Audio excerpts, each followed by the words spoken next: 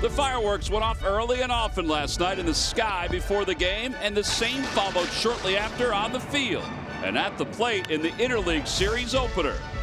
The grand finale was an early celebration for the Phillies before the holiday even arrived.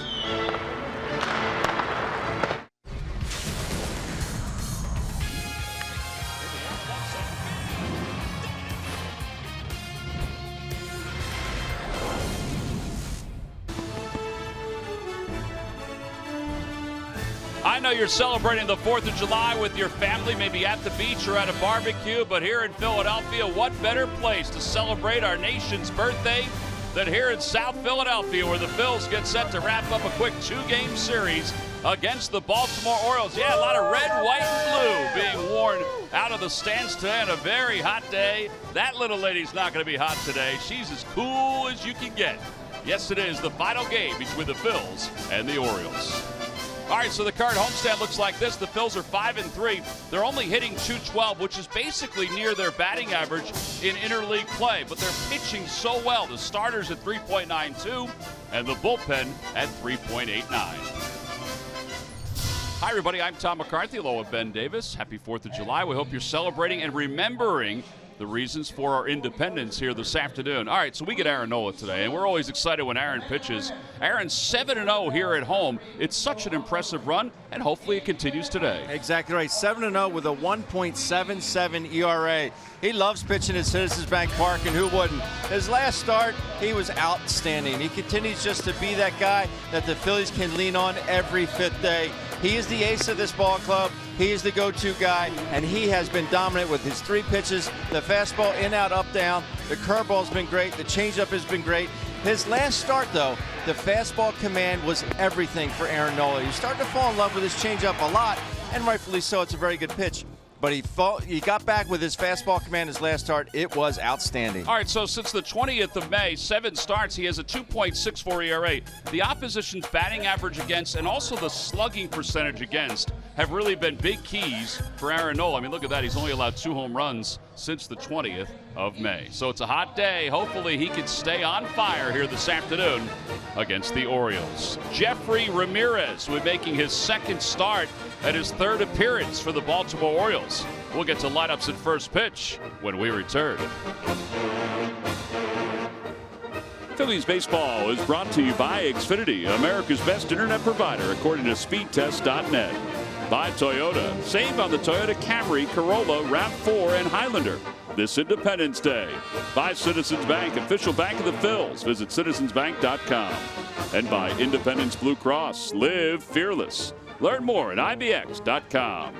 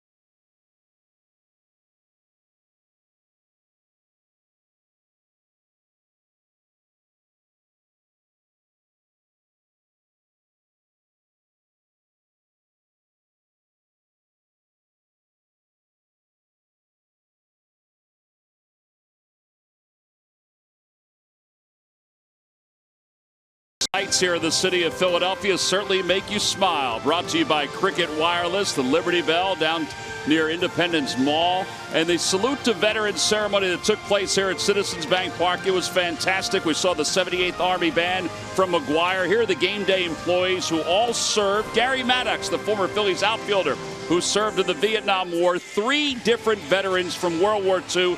That gentleman was held captive for over 400 days during the Vietnam War. Folks representing the Korean War, and also some like Sergeant Dennis Leonard, who you saw in the wheelchair, who has an incredible story from central Pennsylvania and continuing to persevere, getting his degree to open up his own business. Really was a fantastic ceremony in honor of those who served and brought us our independence here in the United States of America. The flags and the setting of the flags was beautiful. Both teams were out in front of the dugout while the Army Band from McGuire performed the national anthem, and also as Dan Baker introduced all of the veterans and asked all those who have served in the different conflicts that the United States has been part of to stand and be recognized. And now we get set for a little baseball while you're winding down, or really for some of you just dig it in to your barbecue at home. You get a chance to enjoy a little Phillies baseball here this afternoon on a hot, hazy afternoon on this July 4th, the 241st birthday of our nation. And yeah, we'll see some colorful outfits throughout the course of the day here at Citizens Bank Park, and also some colorful hats as well. The umpires have already exchanged the lineup cards at home plate. We saw Aaron Nola walking in. He's about ready to take the mound. The Phils know as they begin play today that the Nationals have already lost, and the Braves are trailing right now in the 8th inning up in New York. So the Phillies start play today, 2.5 games out in the National League East, and quite possibly with a win today could move to within a game and a half out in the National League East. Aaron Nola just getting one more douse of water. And Murph, one of the reasons why the Phillies have been successful this year, we touched on it last night, the fact that they've played so well in one-run games. Yeah, Tom, if you think that the Phillies have been involved in a lot of one-run games, you would be correct. And if you think that the Phillies have done well in those one-run games, you would be correct as well. How about this? At this point of the season, July 4th, 18-7 in one-run games. If you look at what they were last year, 11-21 at that point. They actually finished the season with the worst winning percentage in one-run games in all of the National League. And how important is that? Well, if you look back to last season, 2017, the top 5 teams that had the winning percentage in one-run games, all 5 of those teams in the National League made it to the postseason. Play well in one-run games, and you have success. Perhaps it even brings you into the postseason. So Phils are happy with the way they have played so far in one-run games. They need to keep it up. Yeah, talking to Gabe Kapler about it today, we were discussing where teams finished the last few years, whether they made it to the postseason. And dating back to 2013, 4 of the 5 top winning percentages in one-run games in the NL made it to the postseason. 2014, 2 of the 5. 2015, 3 of the 5. 2016, 3 of the 5. And as Murph mentioned, all 5 last year. So it's a very interesting number. It shows, as Gabe said, the resilience of his club. He said it also shows the resilience of his bullpen, because he knows they've been worked as well. And hopefully it continues as the season moves on, because I know it was a big topic of conversation last year with the ball club as they struggled. It absolutely was. But the good thing about this season is the fact that they've done it in different ways, whether they need a closure to go out there and shut it down for that one-run ball game, or to go out and get a couple runs to take a one-run lead. They found different ways, whether it be a good defensive play like we saw last night with Michael Franco. They've done it in a myriad of ways, which you love to see. Well, Aaron Nola's on the mound, warming up, getting ready for today's game. Let's take a look at the Orioles lineup. It's brought to you by Xfinity, America's best internet provider, according to speedtest.net. And it's essentially the same lineup that they ran out there last night. It includes Mark Trumbo, who's batting cleanup. Last 15 games, he's been one of the hottest hitters for the Orioles, hitting .315 with 8 home runs and 15 runs batted in. And now we take a look at Aaron Nola, who comes in with 10 wins, which is second most in the National League, behind John Lester of the Chicago Cubs. And an ERA of 2.48. He's among the league leaders in a number of different categories.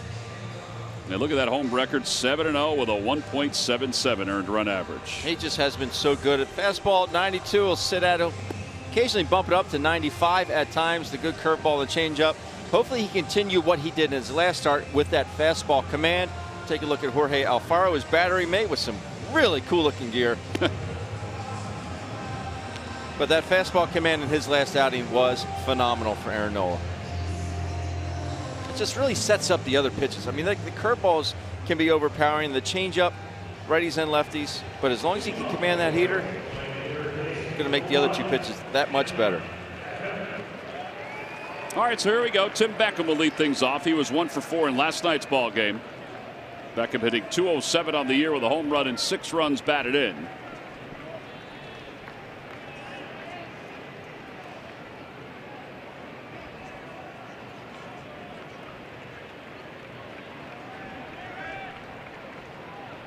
Oh, this July 4th here at Citizens Bank Park. Our first pitch is in there for a strike.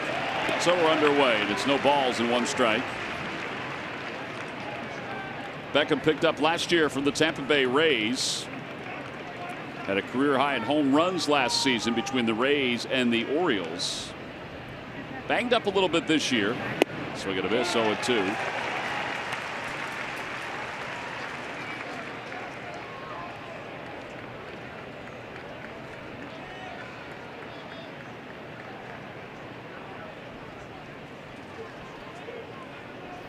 If you ask Aaron what kind of weather he would like to pitch in, this is it. This is the perfect Aaron Nola weather as far as he is concerned. And now the 0-2 hit over to second base. That's a 4-seam fastball at 94, 1 away. 3 straight fastballs. Yeah, that'll bring Adam Jones to the plate. It's one thing Zach Eflin did so well last night. When he got ahead, it was over. 0-2, 1-2, you're out on the next pitch. He didn't waste any pitches. Yeah, Eflin was fantastic. Talking to him today, real happy with the way his 2-seamer was working last night, because it helped the other pitches, he felt, because it was moving so well on the inner half to right-handers. As we found out after the game, left because of a blister, but he was probably going to be lifted anyway. Fastball 0-1 to Jones. Jones was 0 for 4 in last night's ball game.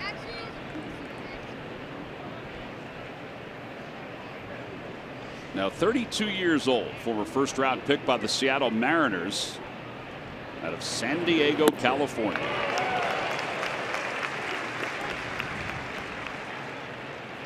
I don't think he picked the spin up on that break. May not have. Nope, may not have.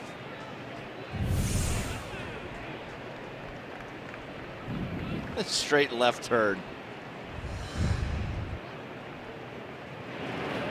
Lays off this time, 1-2. Jones is a lifetime .278 hitter who has 1,744 hits for his career. He is a free agent at the end of this season. I would think that the Orioles would like to bring him back. Over to shortstop. Kingery waits for it. And after the first changeup of the day, there are 2 outs. And now Manny Machado is coming up.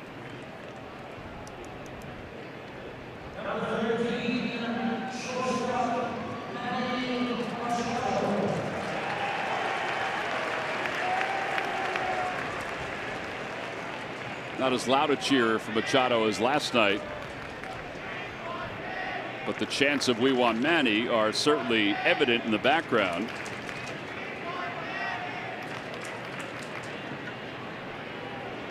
Last night he was 1 for 3. He did have a double inside the first base bag. Fastball at the knees, and it's 0-1. It's got to make you feel good if you're a visiting player. Yeah, I would think.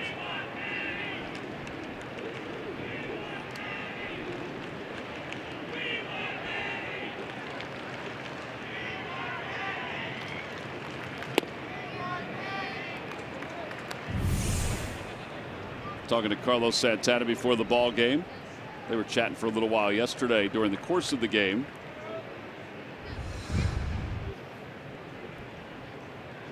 Carlos is all by his lonesome on the right side of the diamond with the shift on. Just a bit outside, awfully close pitch. 2 balls and 1 strike.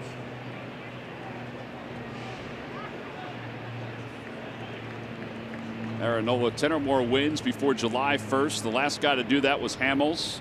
Halladay before him. Change up.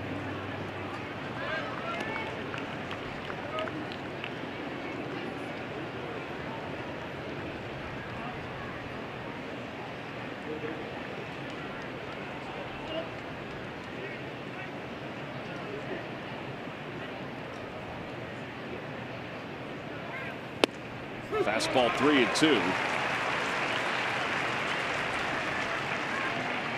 Now let's see what he goes with here if he decides to go with a curveball. There's pitch cast.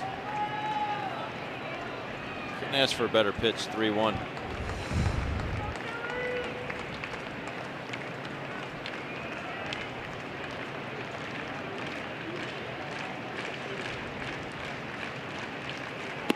Lays off the curve, and Machado draws a walk.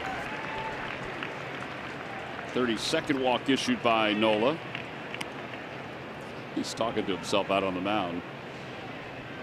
And that brings Mark Trumbo to the plate. Time now for our Nissan upgrade. Upgrade to the technology of tomorrow today. And Nola at home since June of 2017, 15-3. Opponent's batting average at 193. This is his 20th start since the 22nd of June.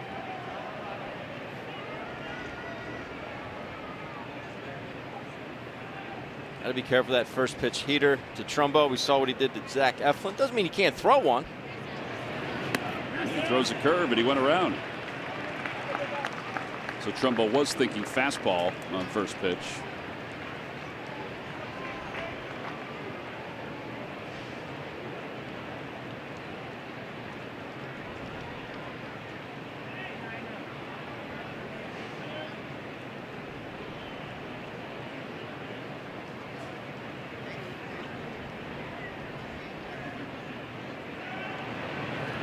Another one, 0-2. A little buckle there by Trumbo. Just a little bit.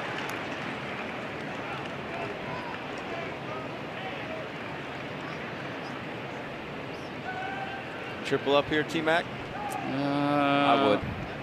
I would go fastball in, but or fastball away.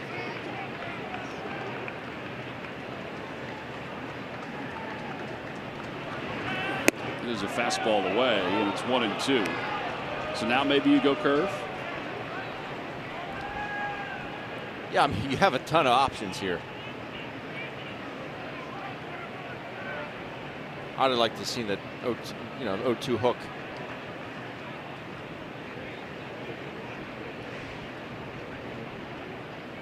With the changeup? It is. Runner goes. Pitch is taken low. Throw to second base high. And Machado has stolen his 7th base. About as uncontested as you're going to see against Jorge Alfaro. And with a very, very high leg kick. Good jump by Machado, and he was moving. Running really well.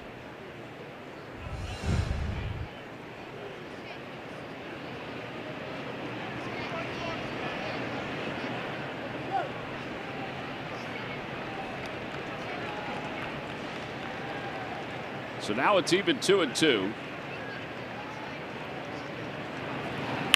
Over to third base, Franco. That's a fair ball. Long throw across the diamond in time. 5-3 on the putout. 17 pitches in the first inning for Aaron Nola. No runs, no hits, and 1 man left. We'll go to the bottom of the first. O's nothing. Phillies coming up.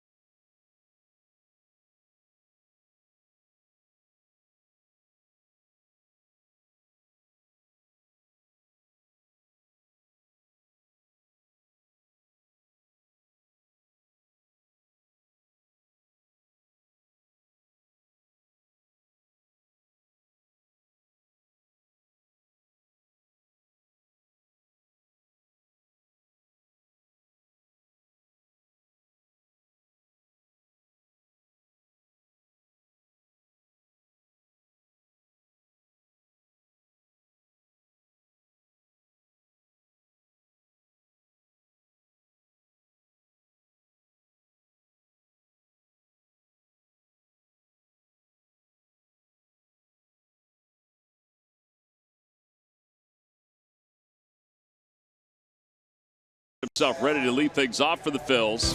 Let's take a look at that Phillies lineup brought to you by Xfinity, America's fastest internet according to speedtest.net. So Cesar does lead it off. Jorge Alfaro is back in the lineup, batting 7th for the Phillies this afternoon. And they will face right-hander Jeffrey Ramirez. And Ramirez, who's got a good fastball, is making his second start. It's his 3rd appearance overall. He has 9 strikeouts in 9 1/3 innings of work. Orioles purchased his contract from the Yankees. Sitting about 92. Pretty good numbers at Norfolk, or as they say down there, Norfolk.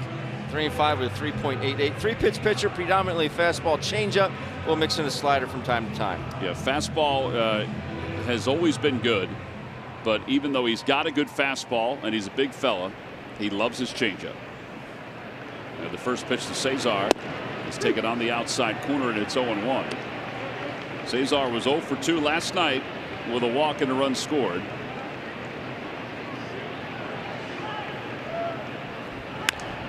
Fly ball short left.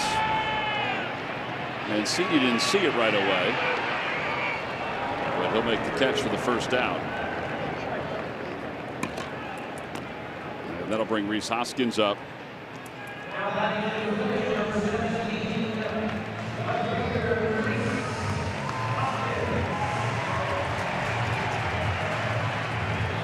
Hoskins 7 for 31 on this homestand with 14 home runs, 53 runs batted in. I mentioned last night that he had reached 100 RBIs for his short big league career. Swings at the first pitch. Cisco is under it.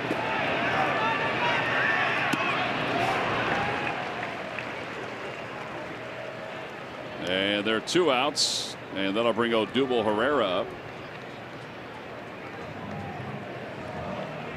I guess the ball always comes back toward the infield on the catcher. That one really came back.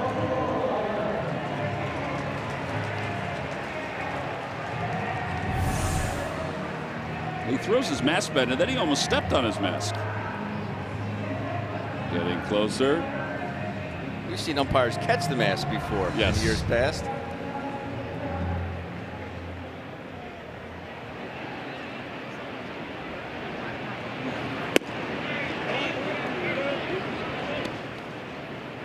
Odubel 0 for 4 in last night's game. He's 2 for 33 on the homestand. Jerry Davis behind home plate. That's a cool looking mask. Well, Jerry's always been on the cutting edge of fashion, Ben.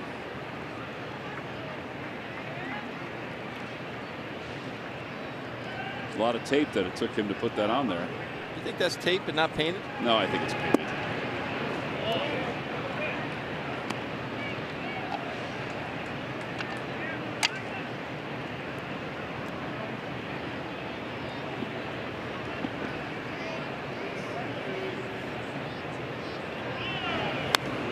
Two and 2.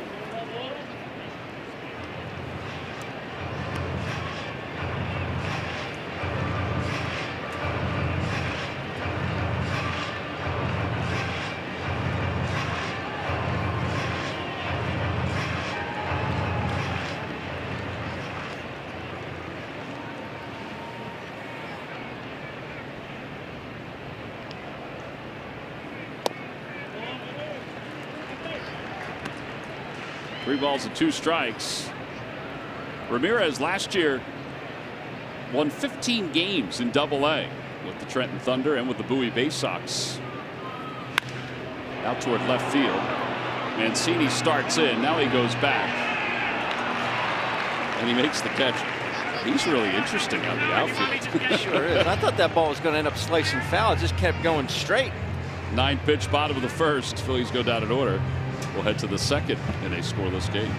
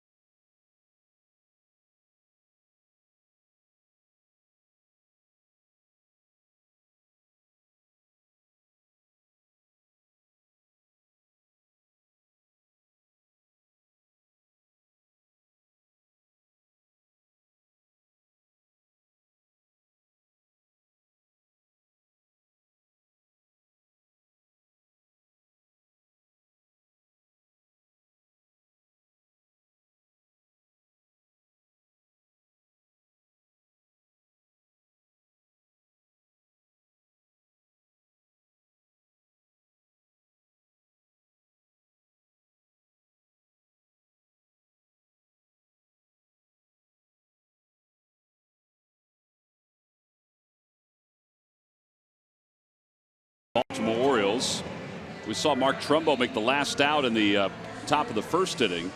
And Ben, I know you were talking about pitch sequence with Mark Trumbo. Yeah, sometimes you just have to get off the page. He's got a check swing here in the first, and you buckle him on the second. Then what do? You show him your two other pitches, your fastball, then your changeup. He could have just come back with another hook, which he does right here, and Trumbo just rolls it over. So he saw all your pitches and extended your pitch count. Sometimes you have to get off the page, off the scouting report, and just go with your gut and the swings and the takes that a hitter's showing you. There's a line drive base hit by Davis to begin the second. That was a fastball to start the at-bat. So your thought is, just watching how Trumbo went after those first two pitches, that you could probably get rid of him with the third pitch? Well, he obviously didn't see either one.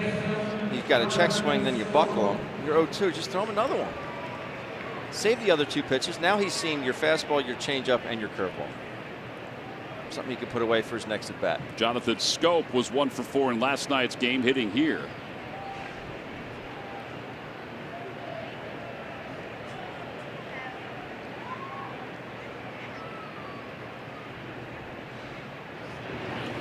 Shows bunt, takes a strike, and it's 0-1. Scope overall hitting .198 with 8 home runs and 21 runs batted in.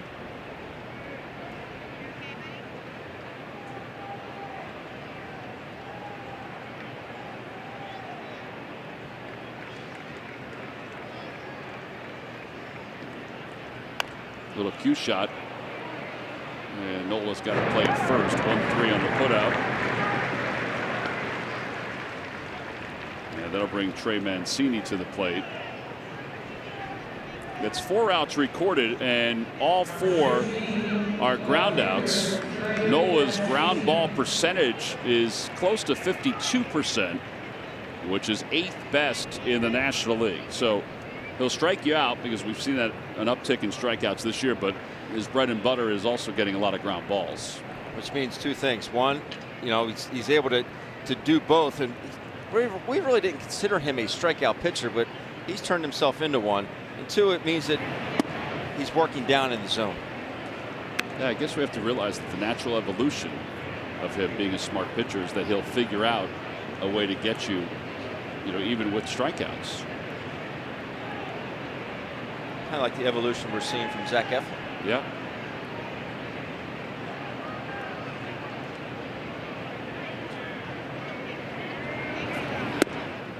One ball, one strike to Mancini. Orioles are 24-60. And they're 32.5 games out in the American League East.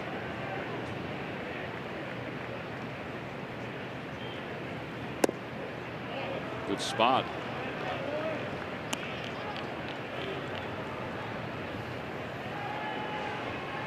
Actually 33 now, because the Yankees-Braves game has gone final, and the Red Sox-Nationals game went final as well. So they've lost a half game.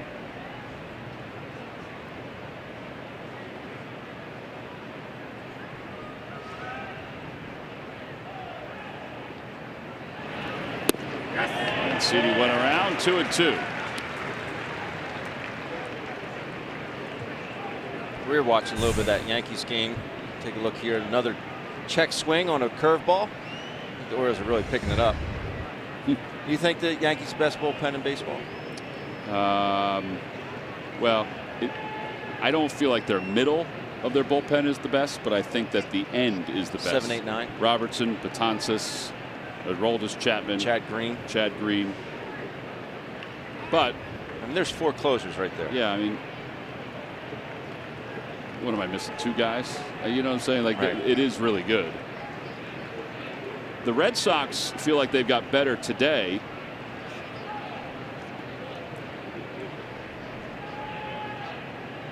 Two balls and 2 strikes. Fastball and a strike 3 called. First strikeout for Nola.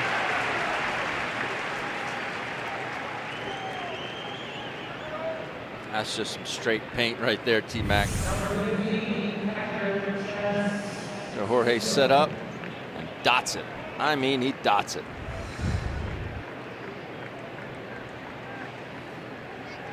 Red Sox felt like they got better today because they got Tyler Thornburg back, and they feel like that will help. So 2 away, and here's Chance Sisco with a runner in scoring position. Fly ball center field.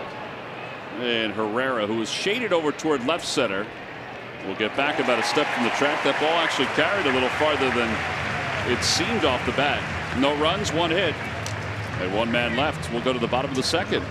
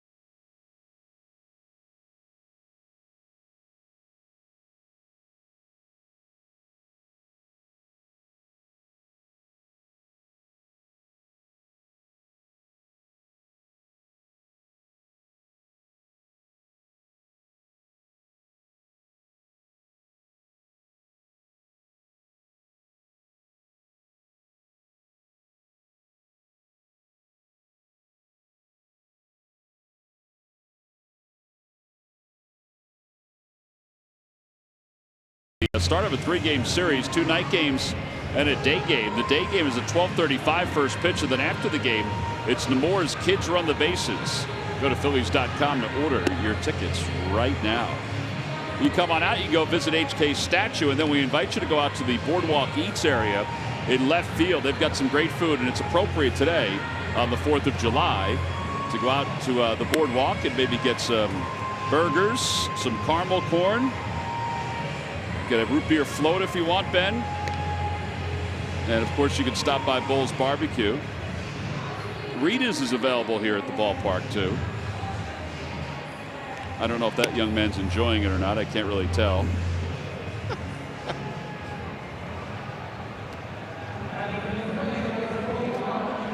Jeffrey Ramirez will start the 2nd inning.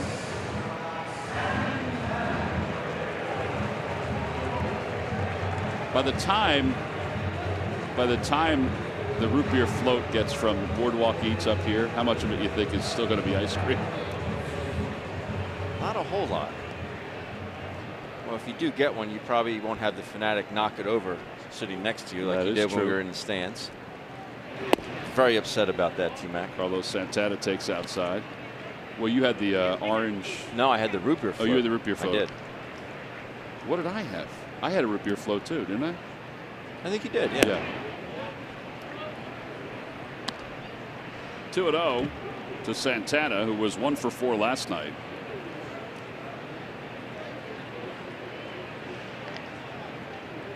Three and 0.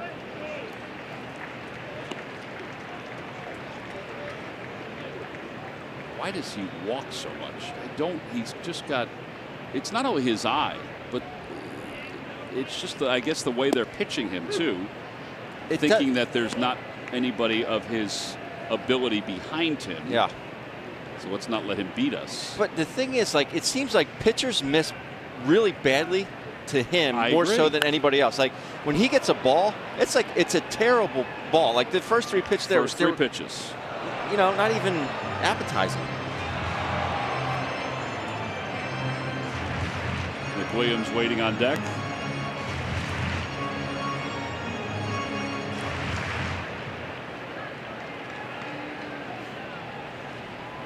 Outside ball 4, so he draws another one. Like that pitch, like that's a complete ball out of his hand. You don't even have to use. As soon as he throws it, ball 4, I'm going to first base. Whereas the first 3 hitters, I know they swung at early pitches for the most part, but he was around the plate with all 3. Right.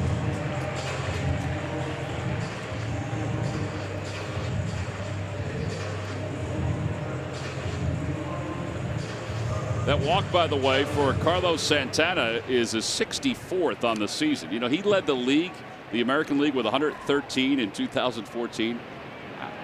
I think he's going to blow right past that number. That's why these guys are key right here. Williams, yes, and Kingery, and Alfaro. They get hot, Carlos is going to get hotter. 1 ball, no strikes to Nick. A little late on the 92. Maybe the better description was a little indecisive on the 92. I mean, that made him late, but you can see there was a slight hesitation as he was trying to pick up whether it was a changeup or a fastball. Would you agree with that? I would agree, yes.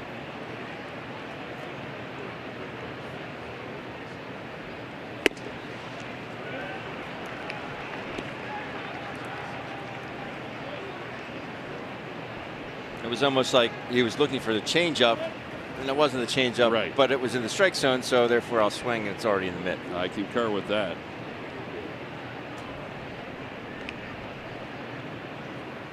Outside corner, 2-2.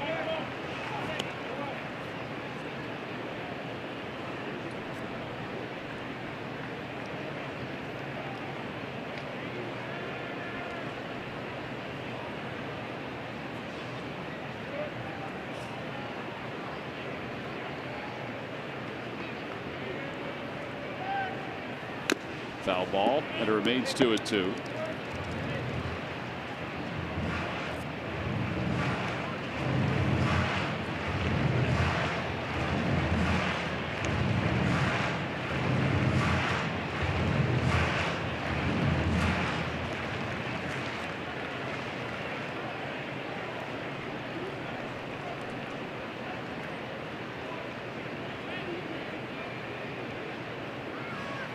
Swing and a miss. First strikeout for Ramirez. And 1 out. That'll bring Scott Kingery to the plate. Where were you when Brad Lidge struck out Eric Hinske for the final out of the 08 World Series? Relive the magic of the 08 season with world champions, the story of the 08 Phils. Sunday, July 15th at 8 p.m. here on NBC Sports Philadelphia. Key member of that team, Shane Victorino, announced that he's going to retire officially. And it looks like he's going to do so as a member of the Philadelphia Phillies.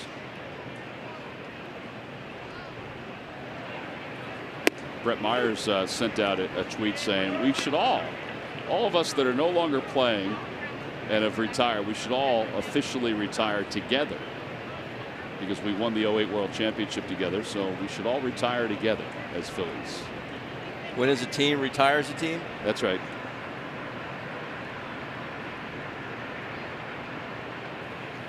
Swing and a miss. 0-2 to Kingery. Scott, as you saw, 0 for his last 13.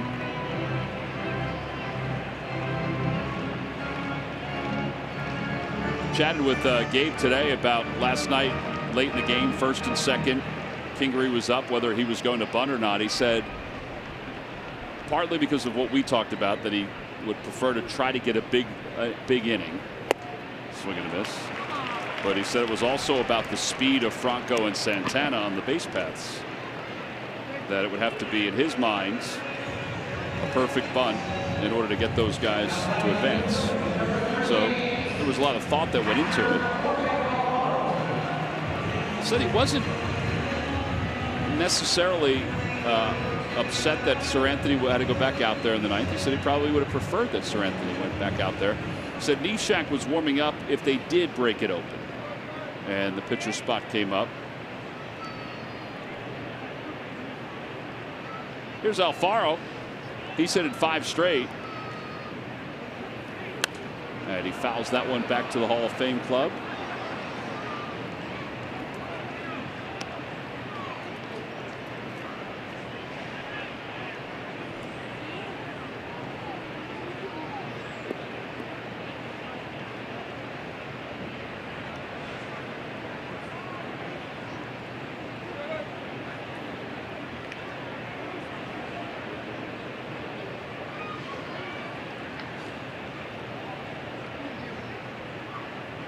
Runner goes.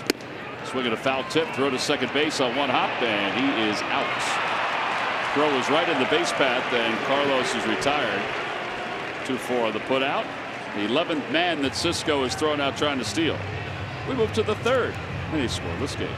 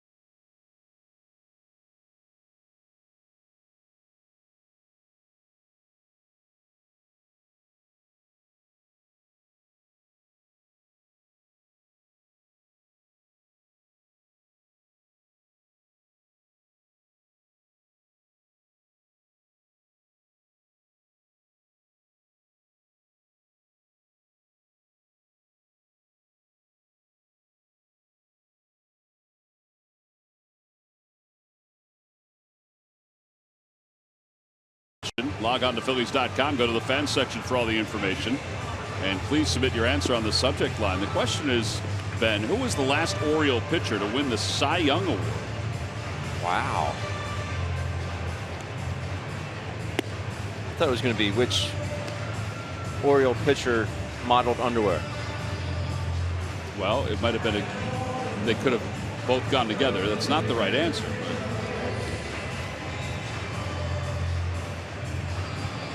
So I'm just letting everybody know Jim Palmer is not the right answer.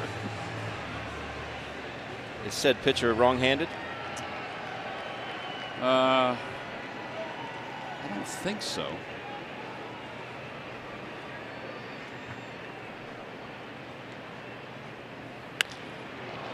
First pitch to Ramirez is hit out to center.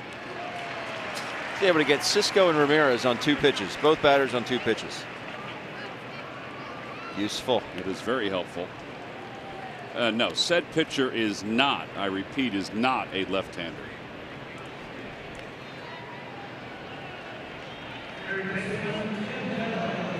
All right, so here's Beckham, who grounded out in the first inning.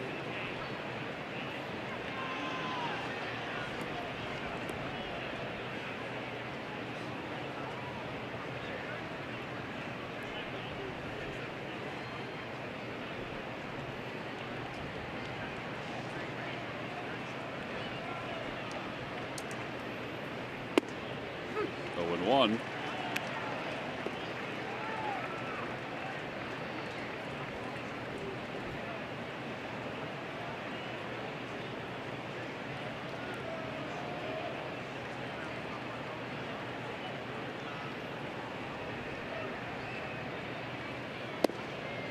One ball, one strike.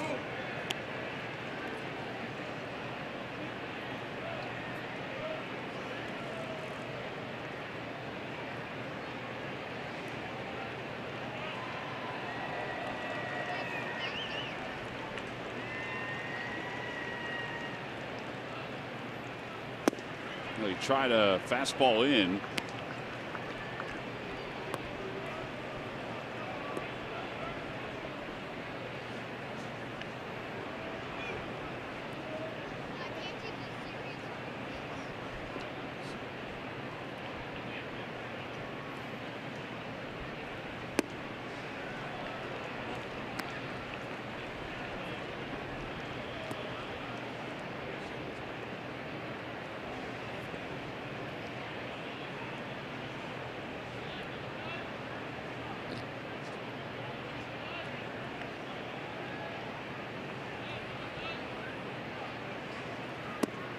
Just missed. That's kind of a blind spot for Jerry Davis today, the home plate umpire. It was awfully close. Well, the official cap worn on field yesterday and today is available at the Majestic Clubhouse store. It's open daily from 10 a.m. until 6 p.m. It's available in authentic 5950, flex fit, and adult and youth adjustable styles. Again, go to the Majestic Clubhouse store to purchase your hat. It's a tremendous hat. Obviously, every year they have different ones for Mother's Day, Father's Day, for 4th of July, Memorial Day. Players have all the garb on today. The socks. Michael Franco is showing them off pretty nicely. Here's the hat Gabe's got on today. It matches the uniforms. And Murph, there's a little extra twist to these hats too. It's not just a red hat with the stars and stripe on the P. No, they always do a little bit more, and you know, it is just at first glance just a great looking hat with the stars and stripes on the P, and then you got the National League symbol on the right hand side as well. This is mine right now, size 7. It's a perfect fit for me. And well, you said it wasn't a perfect well, fit. It's not a perfect, it's a little small, but it's not like a 7 1/8, I guess. But take a look at the inside. How cool is that? I mean, this is the stuff you don't get to see very often, but you got the red, white, and blue band around inside, and you have the stars and stripes on the brim as well. So this is kind of cool. They've really kind of stepped up their hat game over the last couple of years. You know, with all the different holidays that happen during the summer, they celebrate each and every one of them. But go into that Majestic Clubhouse store and get one of these if it is your desire. I think it's a good one. I'm going to put you on a spot here, yeah, because I know you know this because you have a plethora of them. The socks are available too, aren't they? The socks are available. Okay, I thought they were. I have them on. Would you like to see Yeah, them? I'd love to see them. Yeah. See? Got the red, white, and blue socks. Very nice. And you got the stars on this side. Beautiful. So you see how that works? You should wear them up like knickers. I was going to go high pants today, Tom. Yeah. I should have, but I've been running around, so. That's what we call them, Murph high pants. All that stuff, again, available at the Majestic Clubhouse store. If you want it, it's in that store. Yeah. They have everything. And the socks, I mean, they have the red, white, and blue ones. I'm not sure if they still have the ones from earlier this year. I mean, they're all great. Fanatic socks, too. I'm going to have to get my son a pair of those. The socks? I thought you had them already. Didn't you get those already? I did not. Oh, you got the blue ones. I got the Father's Day right socks. I need the stars and stripes. It matches Uni perfectly. Fly ball to left center field. That's going to split the gap and go to the wall. It also means that Beckham's around third. He'll score as Adam Jones will pull into second base with an RBI double. And the Orioles take a 1-0 lead.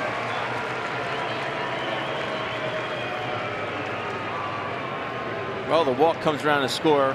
They seemingly always do. Yeah, the shame of it is that Aaron really got squeezed on that walk. But you got to get the next guy. Well, he gets Adam Jones his first at bat on a 6-3 ground ball to shortstop on a changeup. This pitch a little bit better position, leaves it up the zone. Adam Jones smokes into the gap, and Beckham is rolling. Well, the Orioles went out to a 1-0 lead last night. Phils can come back.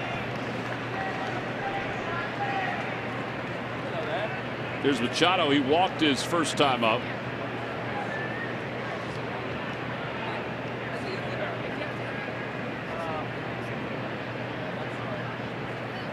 Back toward the middle. Hernandez played it perfectly. 4-3 on the putout. 2 outs and a runner at third.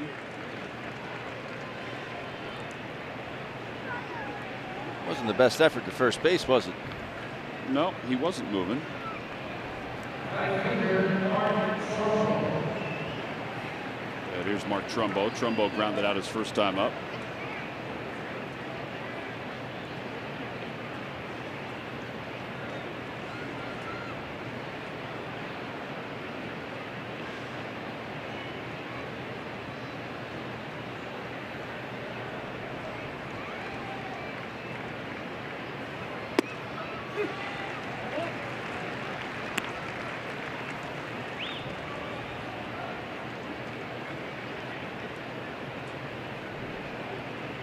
of 13, first pitch strikes for Aaron Nola.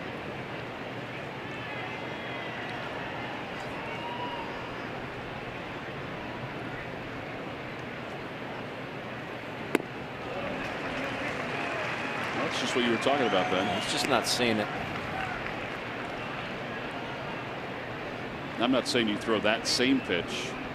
You throw the curve, but not in that spot, maybe. Or you think if you throw in that spot, he'll go? Yeah, I mean, you don't want to. Last thing you want to do here is hang one. Oh, yeah. So I like that spot or two. There it goes.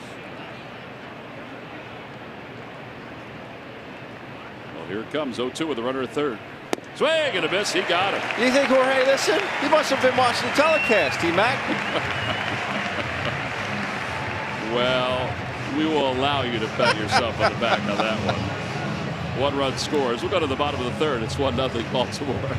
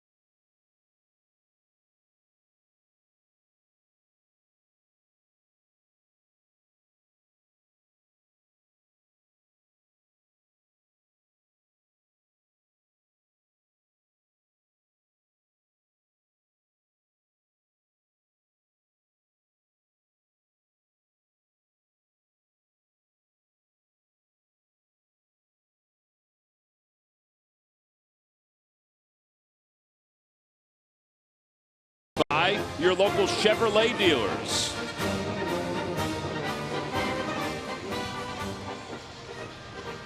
Some of our military members who are watching in the Hall of Fame Club.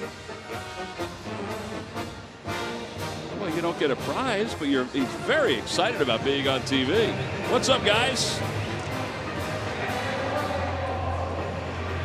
Thank you for your service.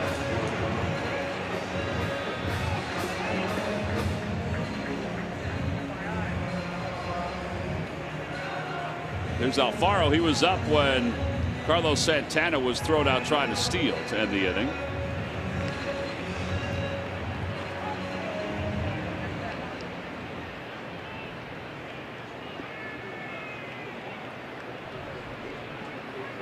And a pitch outside. And it's no 1 ball and no strikes to Alfaro. Phillies commit to today's ball game 7-4.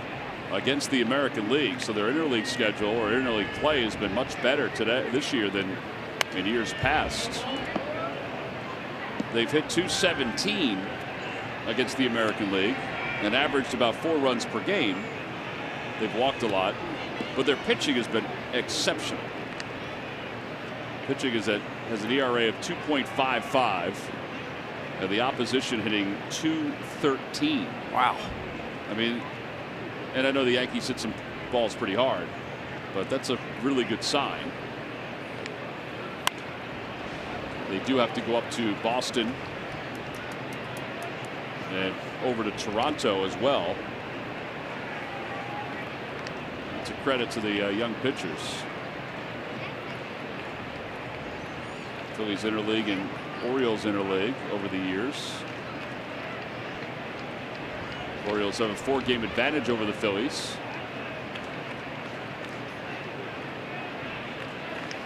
Wow. 2-2.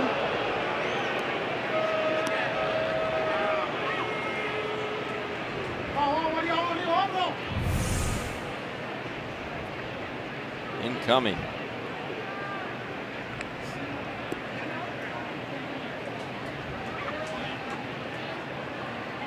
It's a little too close for comfort.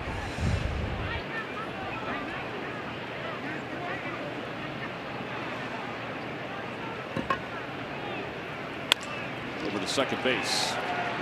And Scope is up with it. Alfaro busted it down the line. Where's the helmet ended up? Between the chalk line and the pitcher's mound.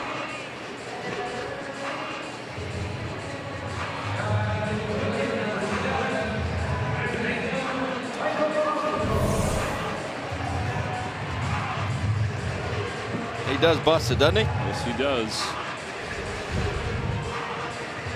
Here's Michael. He was 2 for 3 last night. Hitting .357 over his last 14. .414 over his last 10. Had a little tapper, and it's 0-1.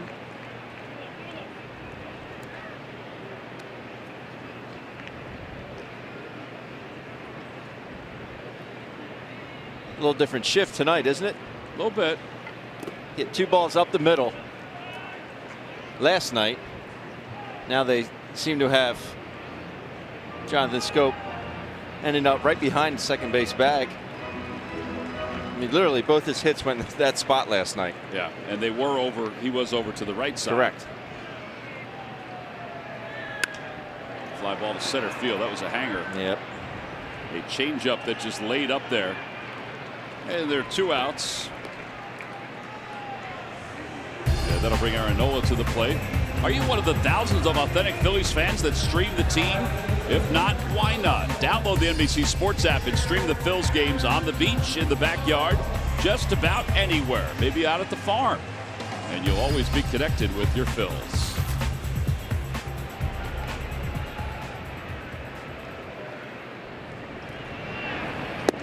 Swing and a miss by Nola. It's 0-1.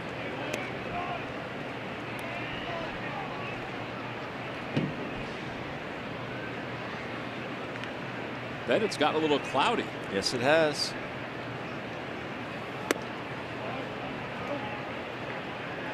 I would be remiss if I didn't point out that Aaron's evolving as a batting practice hitter. He had 6 home runs yesterday in BP. He's a very understated individual, but he did want everybody to know that he had 6 home runs yesterday in BP. It's saying something. I say everyone that was in the area in front of the dugout.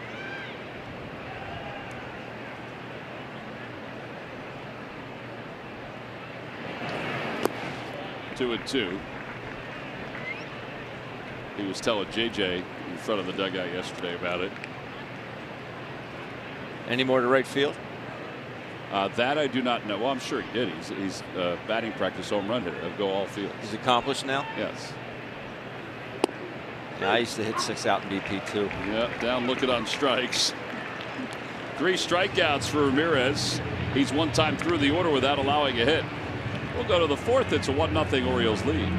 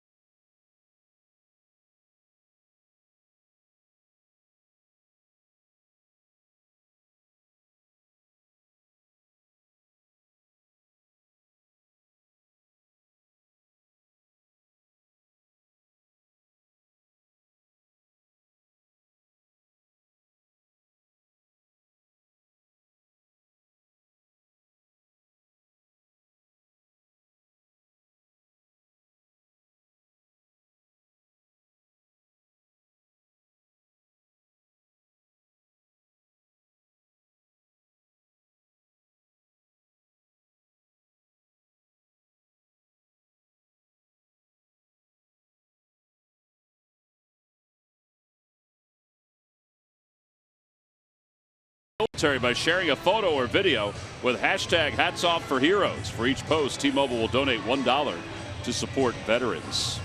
At the end of the third inning, and then we go to the top of the fourth. They have some members of the military changing the bases. And we had 3 different ones today. One from the Air Force, one from the Marines, and one from the Army. 1-0. Orioles on top as we go to the top of the fourth inning. It'll be Chris Davis, Jonathan Scope, and Trey Mancini. Let's check in with Greg Murphy, who's with a special guest. Murph. All right, thank you very much. I'm with Bob McCormick of Toyota of Vineland, and it's a special day here at the ballpark. July the 4th, we know that's special. It's also the Salute to Service Day brought to you by Toyota, and that's a very special day for all of you guys. Well, Murph, first of all, it's a privilege to just be part of this. It really is great to just be here. The pregame ceremony that took place was just meaningful as could be. I mean, I had chills as they were announcing all the different branches of the service. Toyota, our Tri-State Toyota Dealers Association, has been associated with the Phillies with this event for many years, and we couldn't be prouder to be part of it. Yeah, talk a little bit about it, because it is so special, and you do so much for the men and women that were down on the field today that really, you know, that we think about on days like today. Well, we recognize as Toyota dealers that the men and women of the Philadelphia area, the Delaware Valley, like, they're our heroes. They're the people that we really owe a debt of gratitude to, and they're the people that have sacrificed and done a fabulous job for us, and we couldn't be prouder to be a part of it. You know, it starts local with large companies like Toyota, but it really is, you know, across the country. The Hiring Our Heroes program that Toyota participates in is another way that you were able to help so many of the folks that are coming back from overseas and are trying to get back to work and get back to normal lives. You know, the Hiring Our Heroes program has been a great initiative for Toyota. It's a transition piece that allows returning veterans, service people, and their spouses, okay, to go back into the workforce. And frankly, you know, they were our heroes when they were doing what they needed to do to give us our freedom and to live the way we live. We need to be their heroes when they come back and they need to get work, and we can certainly help them do that. Yeah, and you know what's probably true about almost every single one of them is they're probably excellent employees, and they bring a lot to your organizations, right? Murph, I have to tell you, I interviewed somebody who was a military vet, and when he showed up for work, his shoes were shined, and he was on time, and he was ready to go. I was ready to hire him immediately. Yeah, that's the way it is. Well, we get a chance to talk just about once a year on the 4th of July, and it's always great. And you get a chance to watch a baseball game as well. Absolutely, it's great. It's great to be here. It really is. And as I said, it's just a privilege to represent all the Toyota dealers, and the partnership that the Tri-State Toyota dealers have with the Philadelphia Phillies is just spectacular. And it has been for many, many years. Bob, a happy 4th of July to you. Murph, thanks a lot. All right, guys, back to you. All right, Murph, we appreciate that. Bob, thanks for being on with us. Chris Davis is the count even, 2 balls and 2 strikes. And a curveball, strike 3 call. 3 strikeouts for Nola. That was a beautiful pitch. Perfectly located.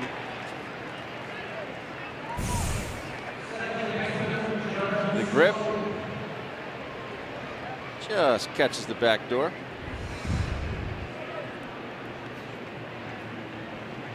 And now Scope. Scope hit one back, a swimmer back to Nola. His first time up.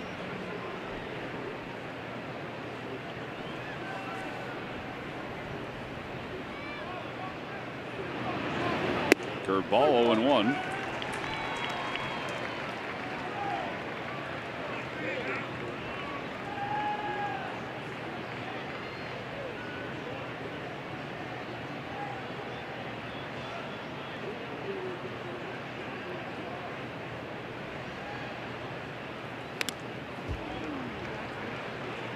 Ball got a piece of Jerry Davis, and that is going to smart. Yeah.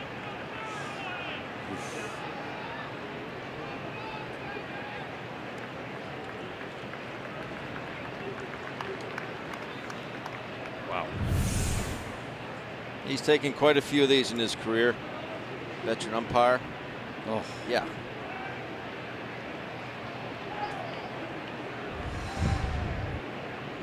There's nothing you can do. Nothing.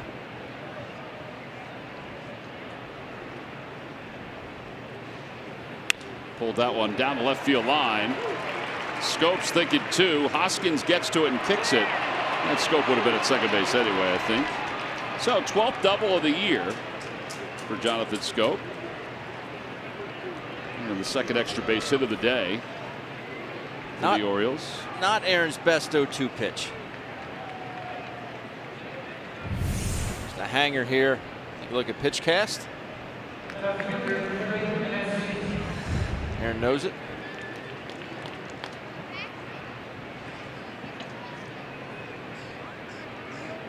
Mancini struck out looking his first time to the plate.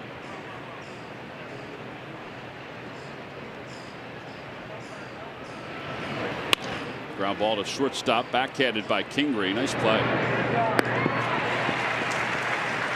And good arm. I think we are all secure watching him play shortstop, knowing that he's got enough arm. Yes. I think the other thing too that we've noticed is there are certain plays that he's becoming crisper on. And I asked him about that yesterday, particularly balls that he has to come in on.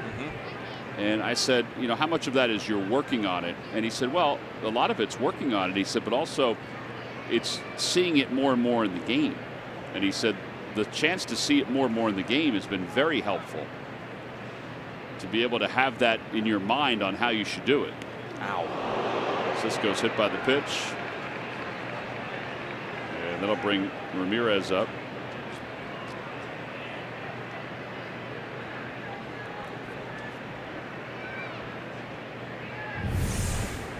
And just hangs on to this one a little too long. Off the quad.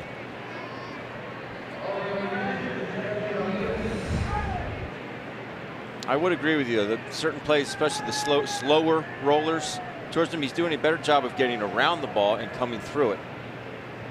Much better job.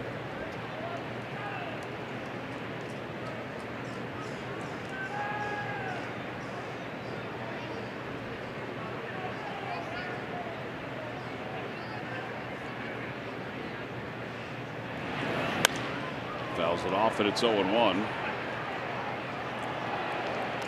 Ramirez has 23 hits in his professional career, but they all came at the lower levels. Nothing in Double-A, nothing in Triple-A.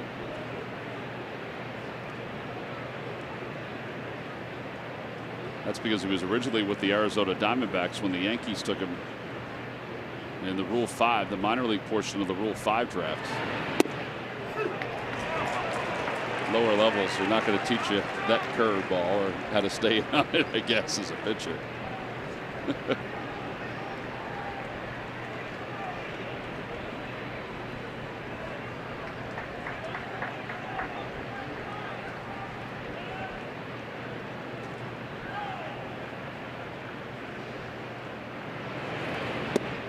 Strike three called, 4 strikeouts for Nola. 2 of this inning, no runs, 1 hit, and 2 men left. Middle of the 4th inning. The Phillies looking for their first hit when we get back.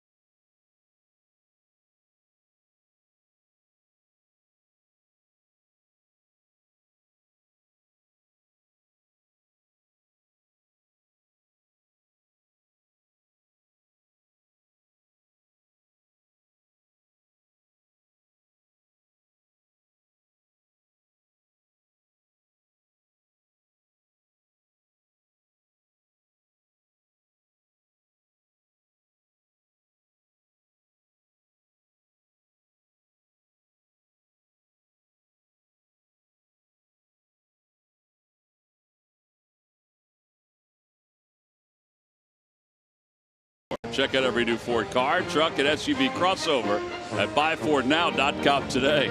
And by WB Mason. Who bought WB Mason for fast, free delivery? Nobody does it better. Drove 900 miles for his first game. Is it north? Is it south?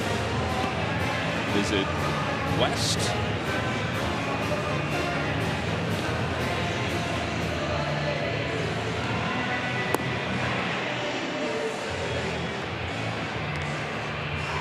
I'm thinking it's from south. You think? Yeah.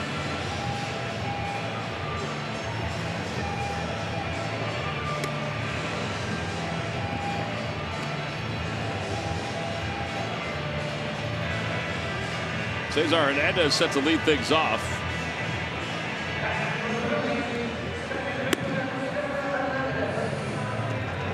Against Jeffrey Ramirez.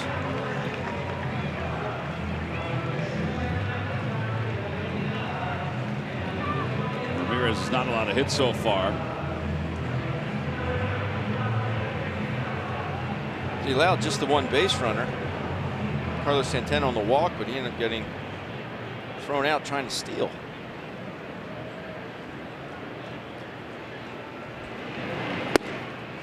First pitch strike.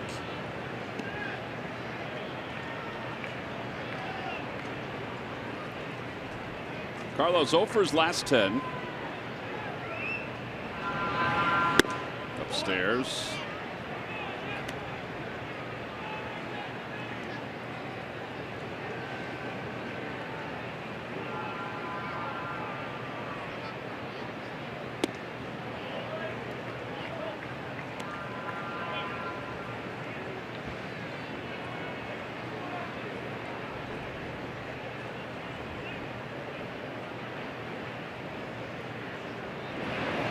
Outside 3-1. I was thinking about it. He could that family could have come here from Ohio.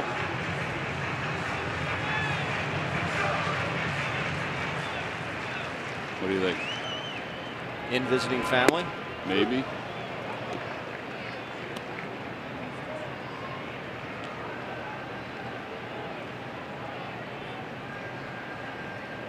North Carolina. Fly ball to shallow left center field. And here comes Adam Jones. And one away. Not really much has been hit hard against Jeffrey Ramirez. Here at the bottom of the fourth with one out. Reese Hoskins is coming up. Enhance your next game day experience with the MLB Ballpark app. Access and manage your tickets. Enjoy check-in offers, exclusive content, and much more. Download the MLB Ballpark app today.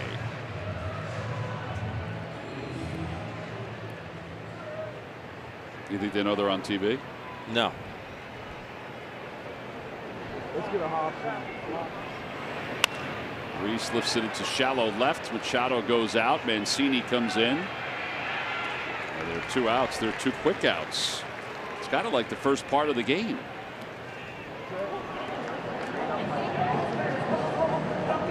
Oh. They are on TV. Matt is imposing on their moment. Don't look back. Don't look back. Don't look back. Fix the salad.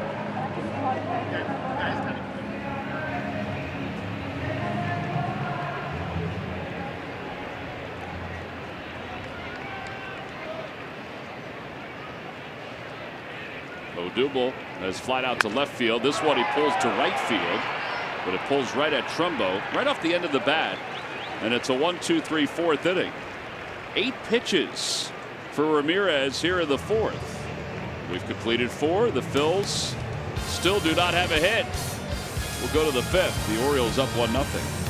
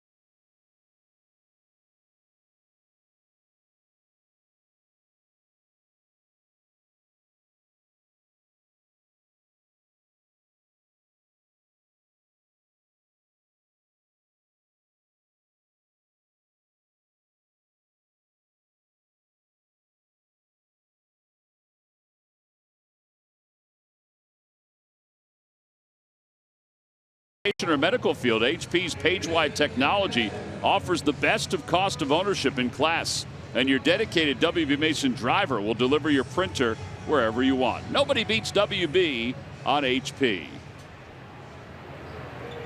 Tim Beckham has scored the game's only run. Here we are at the top of the 5th inning. The Orioles have 3 hits. The Phillies have no hits. Aaron Nola has thrown 52 pitches.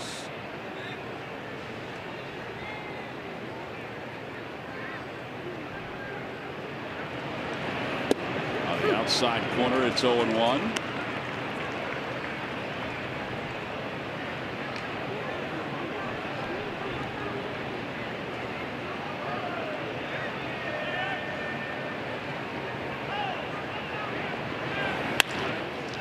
Under the dive of Carlos Santana, and Beckham is aboard. Here's Adam Jones. Last time Beckham was on first, Adam Jones provided us with our Toyota turning point. He gets a changeup, middle in, barrels it to left center field, off the fence. Beckham scores all the way from first base. And that's where we stand right now, 1-0 O's. That was your Toyota turning point. Yeah, last time it was a Beckham walk. This time it was a base hit that extended his hitting streak to 7 straight.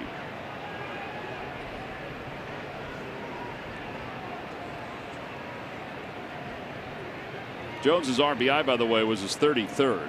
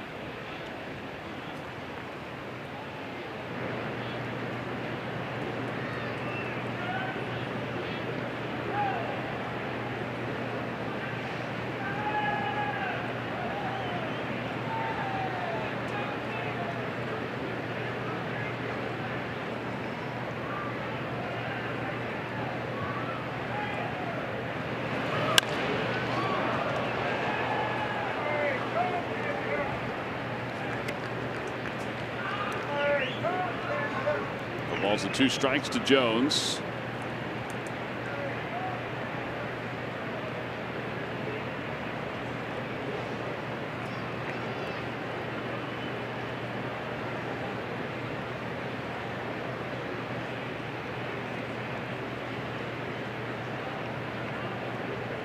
Beckham has stolen 1 bag so far. He's got an 11-foot lead off first.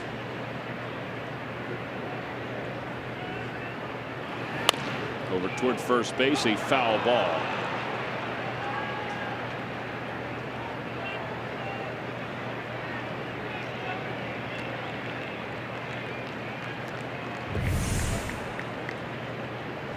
Boy, that was awfully close. It was.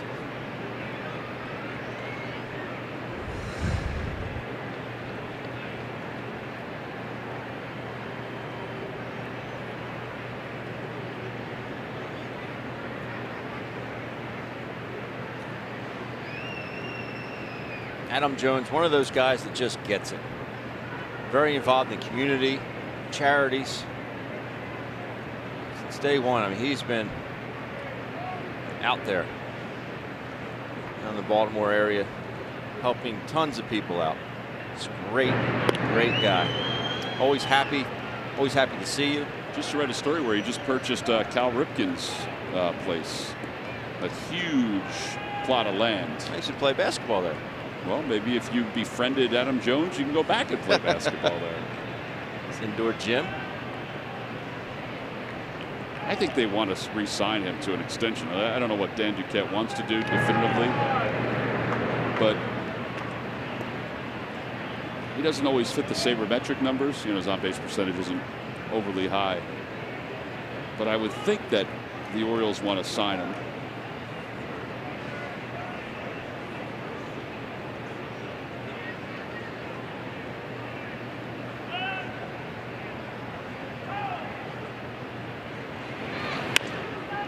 away again. It remains 0-2. I remember the one time we went down there to play basketball. This is where Cal was, doing his thing. And he looks at me, he goes, who do you want to be today? I said, what do you mean, who do I want to be? He goes, what team do you want to be? And at the time, like, UMass was hot, right? Marcus Camby was. Yeah. So I said, I'll be UMass. So our team was UMass, and then the other team was North Carolina. Full uniforms. He pulled out a UMass uniform? Yeah, no like way. all full uni. Well, there's no way he just arbitrarily had UMass, though, did he? Like, did he give you a list? No, he said, who do you want to be? I guess he only had, I just, fit the bill at the time. Maybe he just had I think he was sponsored by Starter at the time, so Starter sent him a bunch of different uniforms. That's crazy. So we were UMass and we played. And who'd you play? We played full court. Loyola Marymount? But it was great. He taped his own ankles. And we went out and played, and he was banging. He was rough. It was fun, though. What if you said you wanted to be South Dakota? I think my options were limited. But at the time, like I said, UMass was very prevalent every year, the March Madness. So were you Camby?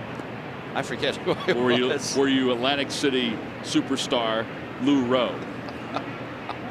I forget who I was.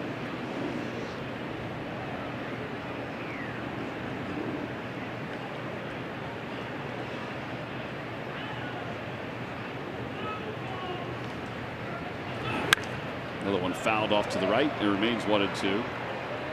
Who was Cal Perry? We didn't have any coaches. Because right now, the way your hair is, you could be Cal Perry. Could be. Yeah. Is my hair always like this? I don't think your hair was always like that. Was it? It used to be shorter. Probably.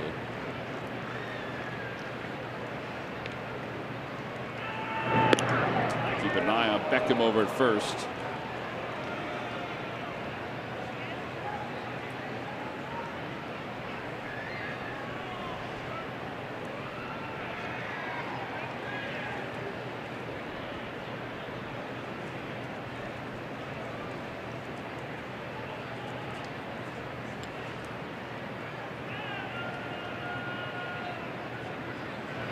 Swing and a miss. He got it with a 79-mile-an-hour curveball. 5 strikeouts for Nola.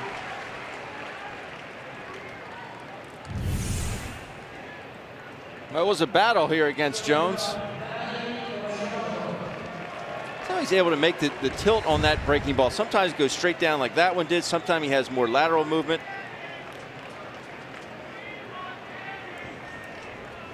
Well, now Machado, who has walked and grounded out.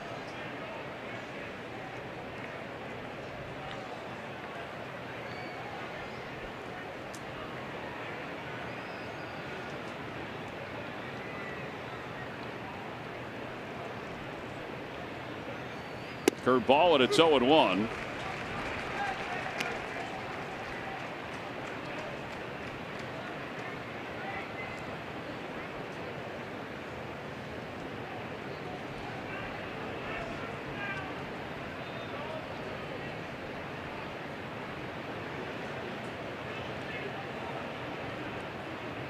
Beckham inches off a little bit more at first. There he goes. Pitch is swung on a miss. Throw to second base is in time.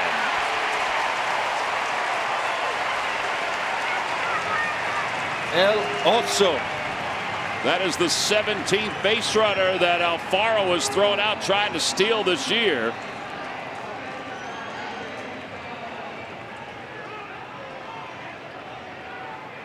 Buck Showalter not happy with Jerry Davis. Amazing. Release was way better. Nice job by Cesar.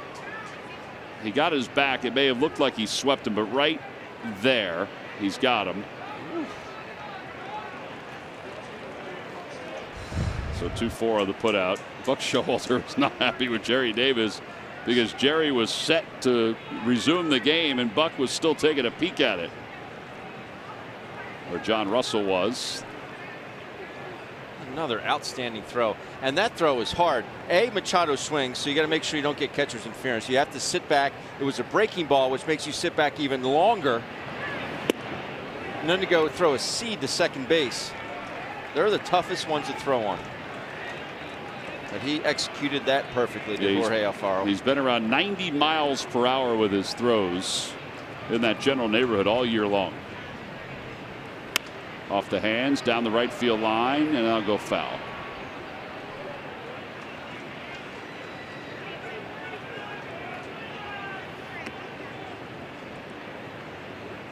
I think what else has helped out tremendously, and Jose David Flores is a big part of this, the fact that he has the infielders sitting back at the base, not reaching out to grab it. The ball's going to be a lot quicker to the bag than you catching out in front and bringing your glove back. There you see Flo. But they've been so much better at that, waiting for the ball to get there, because it's going to get there with Jorge Alfaro's arm strength. It's going to get there. Got him. Threw him a 93-mile-an-hour fastball, and he picked up his 6th strikeout as Alfaro hangs on. No runs, 1 hit, and nobody left. Middle of the 5th, the Phils down 1-0.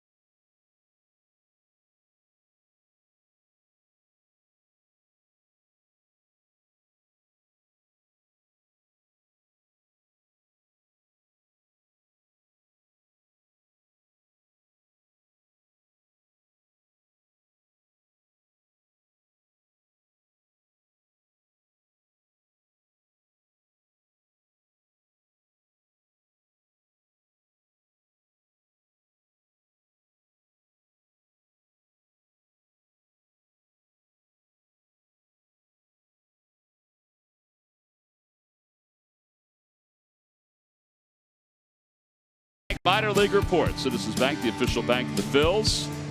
Yesterday, Lehigh Valley defeated Syracuse 4-2. Hats off to Thomas Eshelman. We talked about this last night. 7 strikeouts over 7 innings.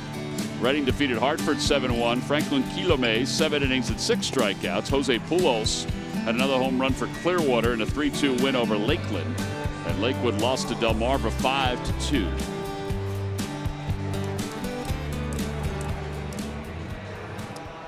Orioles lead at 1-0. Phillies do not have a hit yet. Jorge Alfaro made sure it remained a 1-0 game. This is a StatCast powered by AWS, Ben. 1.91 is the pop time, 88.2. How quickly he got it there. Right on the back. Very good tag there. Throw was a little up the line, but all around good play. Santana hits one into the shift. And 1 out. Here's the thing. Ramirez he went deep in his last outing as a relief pitcher. But if you're thinking no-hitter by any stretch of the imagination, he may not be around at the end of this. But he's only thrown 48 pitches, and there's 1 out here in the 5th inning. I mean, this is where a guy usually is in the 3rd inning. Nick Williams takes a strike, 0-1. He's been very good.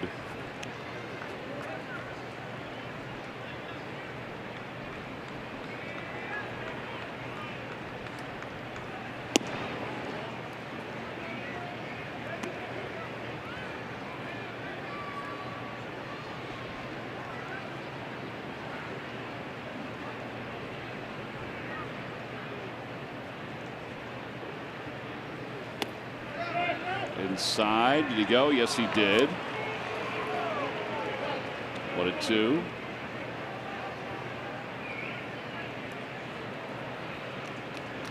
Looks so young, does Ramirez.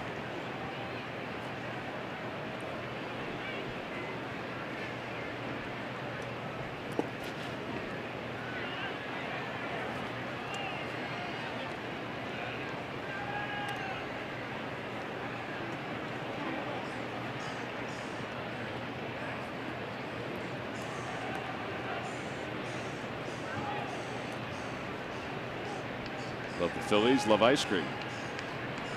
Perfect combination. She is looking Matt up and down like, what do you want?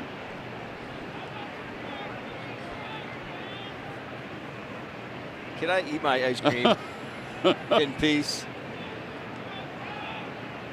Why is there a big eye looking at me? Check swing, 3-2.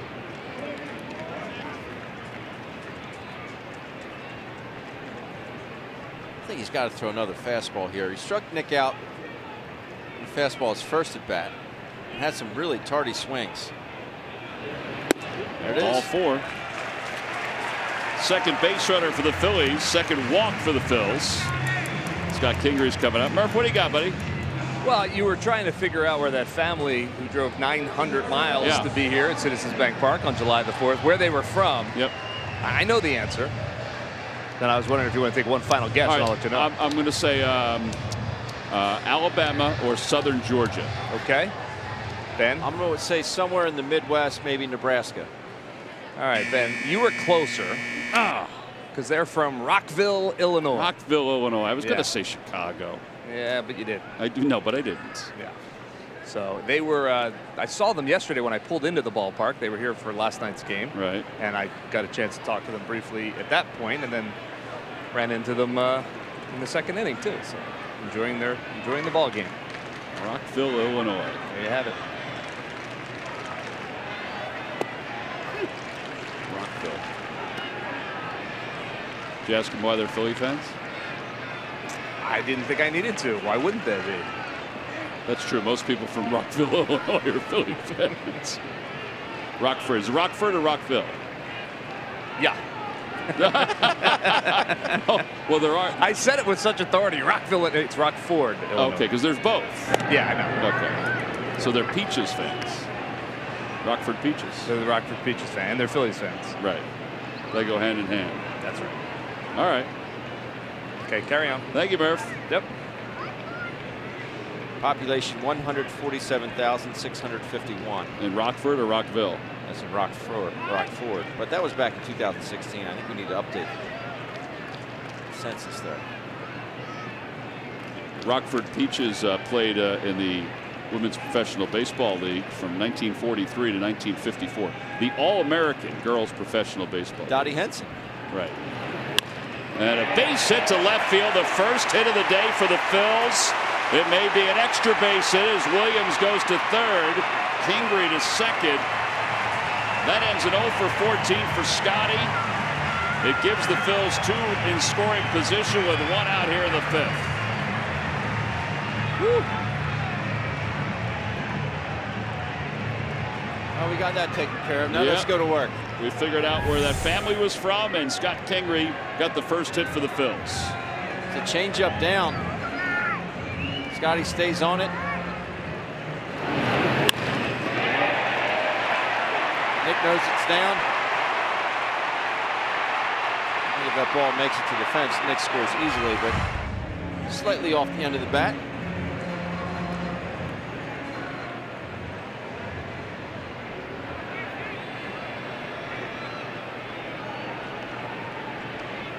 And now Alfaro with the infield in.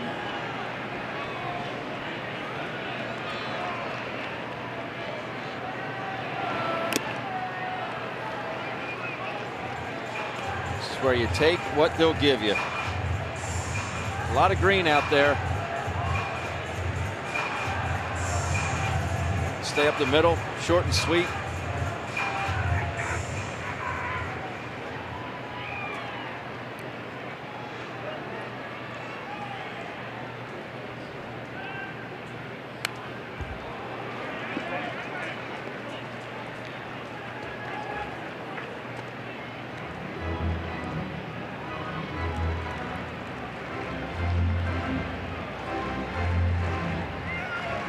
Now that swing is just going to put you in a hole. It's just too big a swing. And on a good pitch to hit.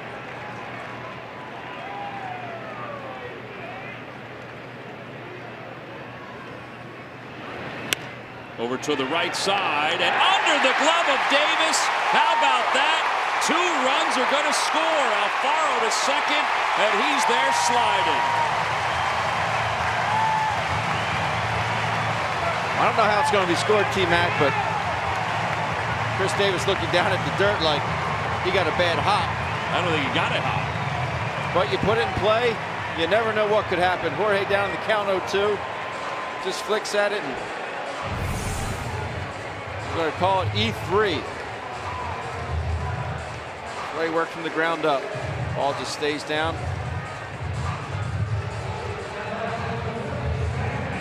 So Phillies will take it. That means Alfaro will get 1 RBI because I think that's part of it. I think Davis might have been thinking about fielding it, spinning, and throwing. But it didn't take the hop. And that ball's hit sharply to short. Machato's up with it. I was watching the ball. I didn't know if Nick Williams was off on contact because I was watching it down on the field. I couldn't see out of the corner of my eye whether or not Nick Williams was breaking. I got to tell you, I thought in the corner of my eye he was, but I could be wrong too. But I think that's good scoring. I think that's a ball that's got to be played, even though it didn't touch. Take a look at Nick Williams at the top. No, he wasn't going. No, he wasn't. I don't know if he'll get an RBI there. They said RBI. RBI? Yeah. Okay. Good for Jorge. 0-1 to Aaron Nola.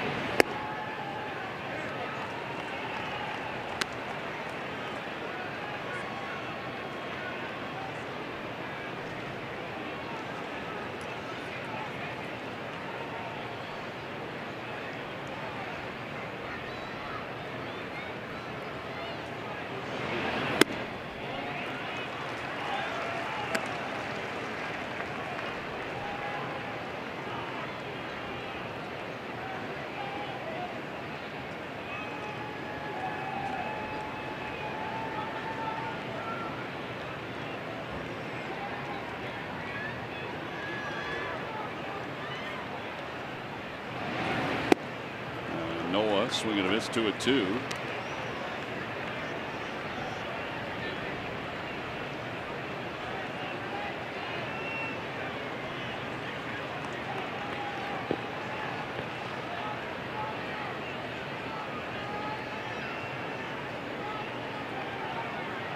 Two balls, 2 strikes.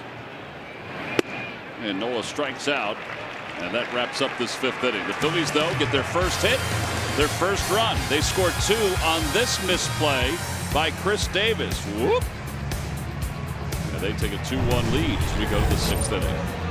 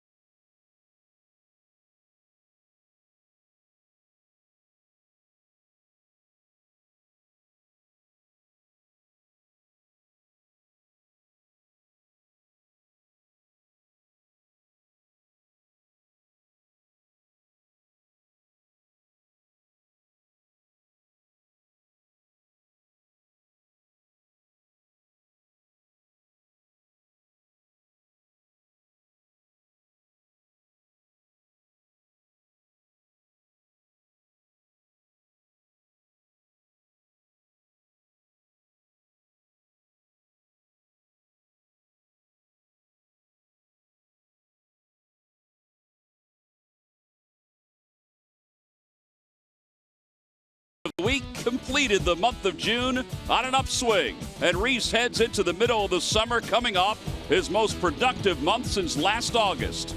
He finished June with 8 home runs, 22 RBIs, and a batting average of .312 off the DL. And back into the lineup, Hoskins continues to be among the league leaders in pitches seen and walks. His 14th pitch at bat, resulting in a home run, was just a prelude to a bright summer. And it's brought to you by Independence Blue Cross. Live fearless. Well, the Fanatic, Patriot Fanatic, shooting off some hot dogs. Nice grab by that fella. Uh-oh, the Galapagos gang has some nets.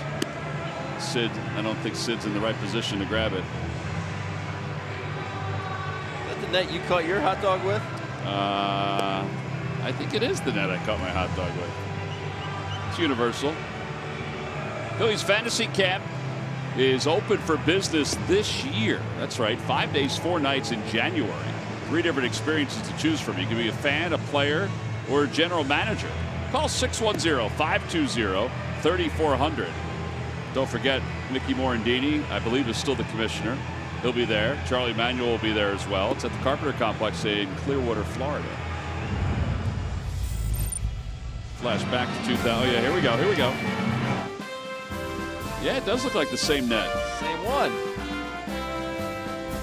I gotta say that was harder than catching the ball in center field. You're very excited. We all were. That's like one size fits all, right? What, my Universal. shirt or No, the net? The nets. Yeah. Well, we had 3 of them. Well, there was some of the 2 of them were. The other 2 were smaller, weren't they? A little bit. Yeah, you had the biggest one. That's right. Ben, we found your glasses. America.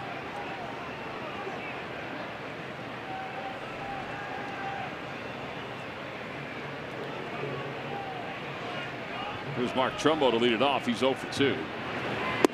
I went out this morning to put the flag out the front door. Yes. And the holder was gone. No idea where it is. Huh. Up above my front door. I put it in, a new one in last year. Very sturdy. At least I thought it was. It was out there on Memorial Day. Interesting. We have a whole litany of flags out in front. Small ones? We have small ones, and I have the big one hanging on the trees that come down the driveway.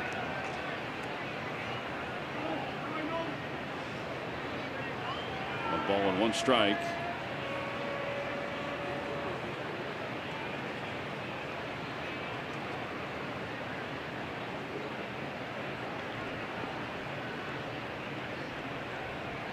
Trumbo's 0 for 2. He's grounded out, and he's also struck out. Oh, that's going to hurt. Off his foot. Take a look at his home run yesterday. It was a giant home run replay. First pitch swinging here off Zach Eflin. This ball is cooked. The Orioles up 1-0 at the time. That is your home run replay brought to you by Giant.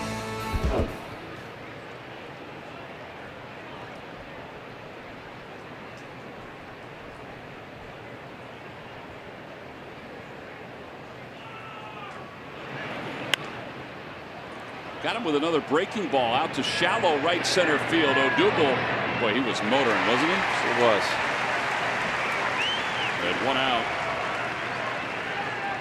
That is just the second fly ball out, making the 3rd, but all 3 have gone to O'Dougall in center field. That's where O'Dougall starts for this. I mean, he had a long way to go. Long way. Yeah, whoever it was that was going to make that catch was going to have to go a long way. Chris Davis is 1 for 2. He singled his first time on a first pitch fastball. 0-1.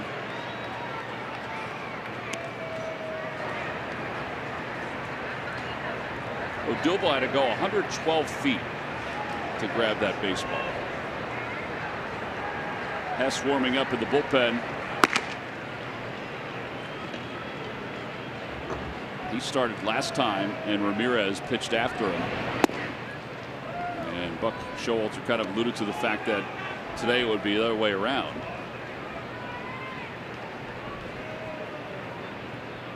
One of those two guys possibly would be going back to the minor leagues after today's game. Kind of like Jimmy Yacobonis, the St. Joseph's grad, who pitched the other day for the Orioles, then went back down in the minor leagues.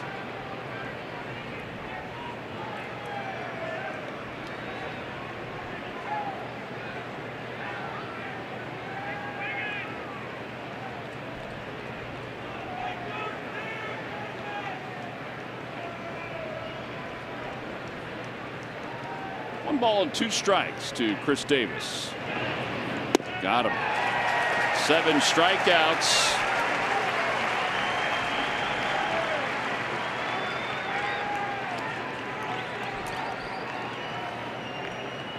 Take a look at our Geico quote of the day on Davis's ground ball yesterday. Maikel Franco on the defensive play. I wanted that play so bad. I know it's a tough inning, bases loaded. If I make that play, I maybe save the game. I got excited. I just tried to do everything I could with that play. I was fortunate to make a good play. That's good for us. He made a good play. Santana made a good play. And Scope lines a single to right center field. And that's his second hit. And for Davis, in a frustrating year, that could have gone a long way for him. See Maikel just ranging to his right. Throws it off the seat of his pants. Carlos somehow is able to stay on the first base bag.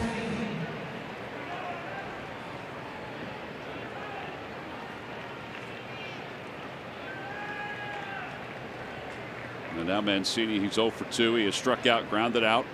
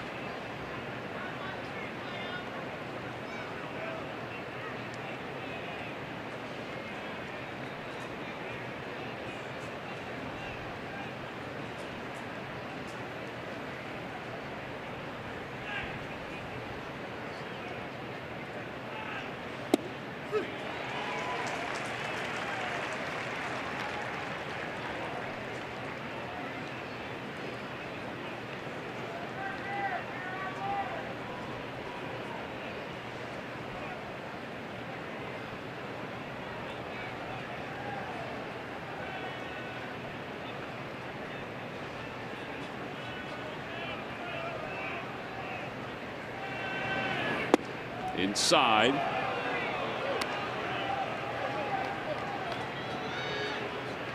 Cisco is on deck. The count 3 balls, 1 strike.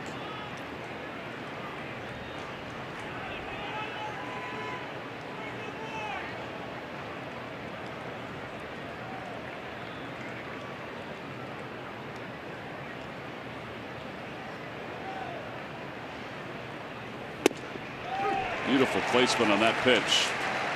Scope will be off and running on this one with 2 outs. I don't know what Mancini's looking for.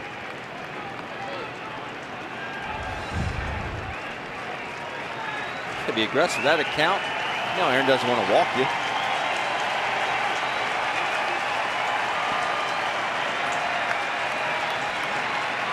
Scope goes.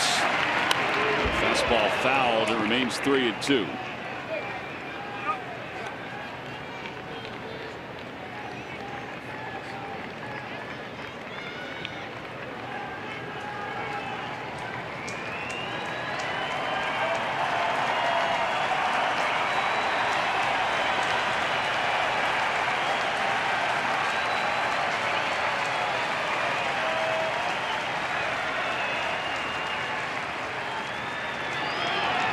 Swing and a miss. He got him with a changeup. 8 strikeouts for Nola. No runs. 1 hit and 1 man left. He hasn't thrown as many changeups in this game, but he threw a darn good one here. Mancini right over the top. Good looking pitch there by Aaron Nola. That's right, you hit the 3-1. We're headed to the bottom of the 6th.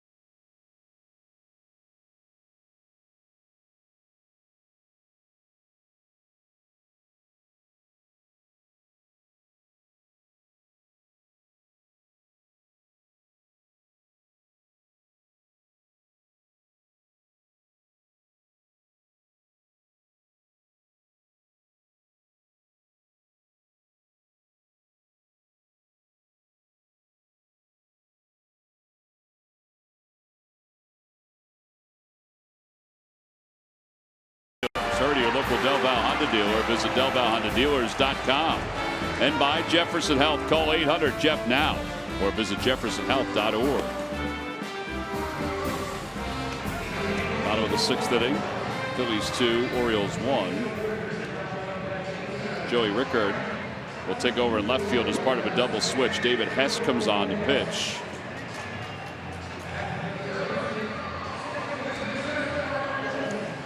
Hess 2-5 with an ERA of 5.94. Opposition hitting .283.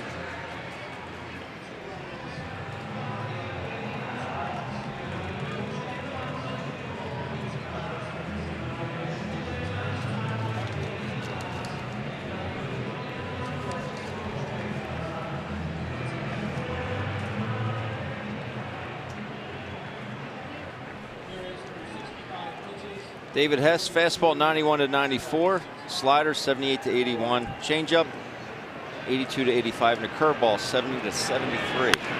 That one's lined out to left center field, and Rickard is going to be able to track it down. Welcome to the ball game. How about that, huh? First pitch. Well, you got to tip your cap to him and let everybody know that's our Hyundai defensive play of the game. This ball had a really good chance of getting down here. Cesar first pitch swinging. Rickard getting there with a dive. Welcome to the ball game. Just added to the roster today because of Colby Rasmus being put on the exempt list. It's your Hyundai defensive play of the game, brought to you by your local Hyundai dealers. Or I should say the restricted list. Rhys Hoskins 0 for 2. He's popped out to the catcher and he's flied out to left field.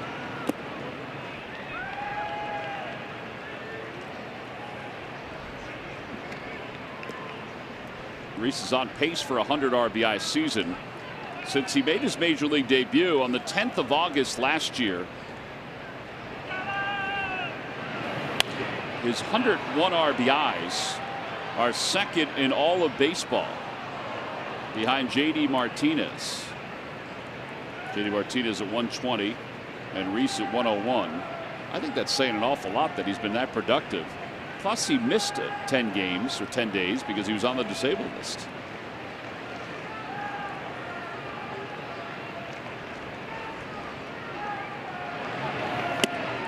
Two and two.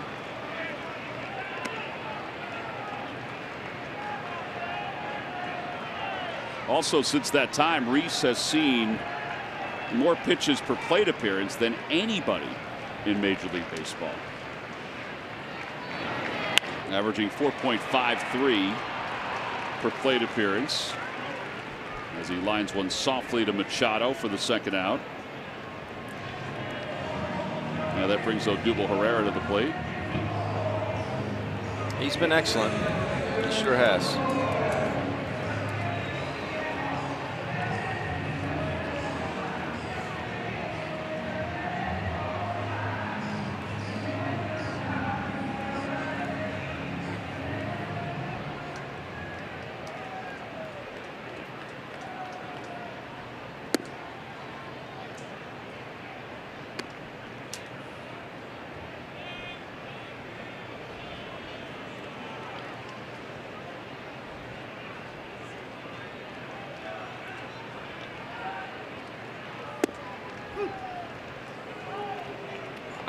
I just don't know why you want to give up a strike right there, T-Mac.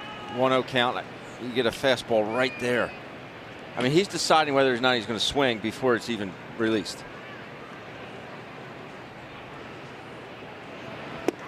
These guys are too good to be giving them a strike. These pitchers, these big league pitchers nowadays, they're just too good. Yeah, when he was struggling, which he is now, he was doing the same thing. Part of it was a timing thing, they said, where he mentioned. Fouls it back.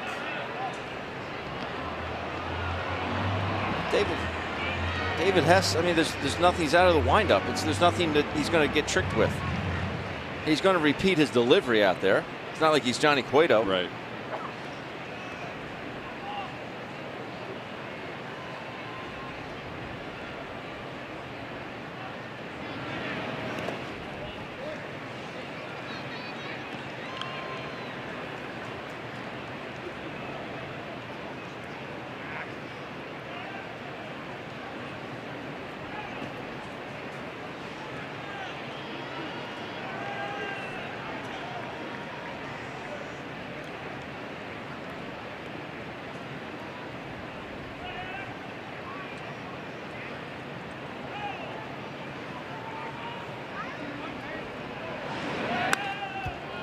Got a piece of that change up. It remains 2-2.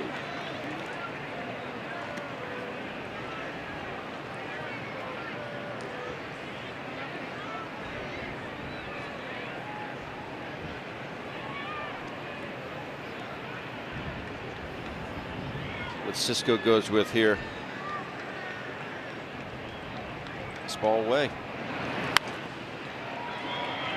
Got a good part of the plate. It was down, but it got a good part of the plate. Nice play. Yeah, baby. Bringing that first baseman's mitt to the ball game. I think we'll see that at the end of the year, T-Mac. Nice catch. That's awesome. Nice job by that young man. He might have made his summer. So what'd you do on the 4th of July? Really?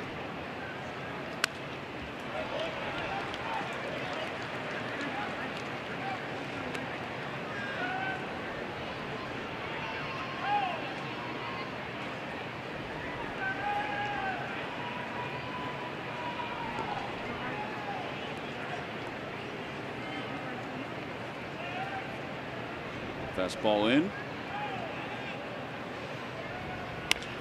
And a grounder to first. This time Davis has it.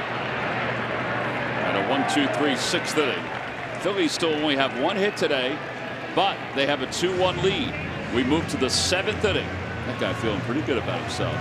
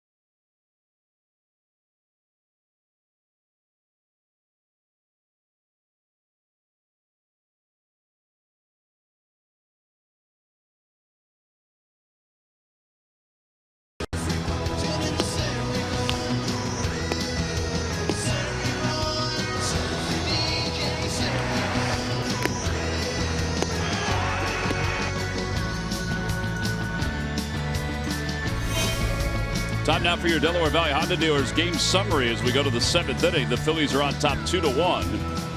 They scored 2 runs on a misplay at first base by Chris Davis. The other part of the storyline is Aaron Nola, 8 strikeouts over 6 innings of work.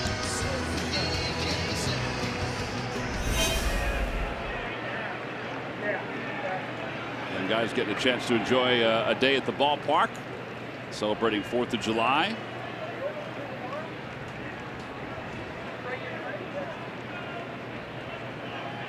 And a first pitch to Chance Cisco is in there, and it's 0-1.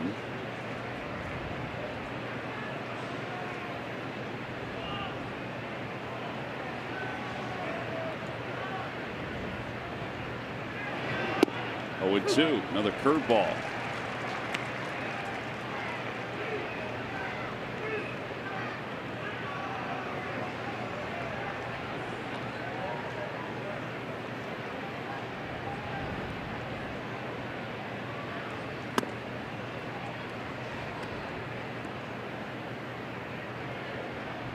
Victor Arano starting to warm up, going over the scouting report with Jim Gott.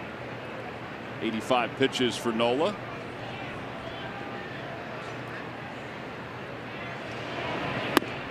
Well, the fastball runs high, 2-2.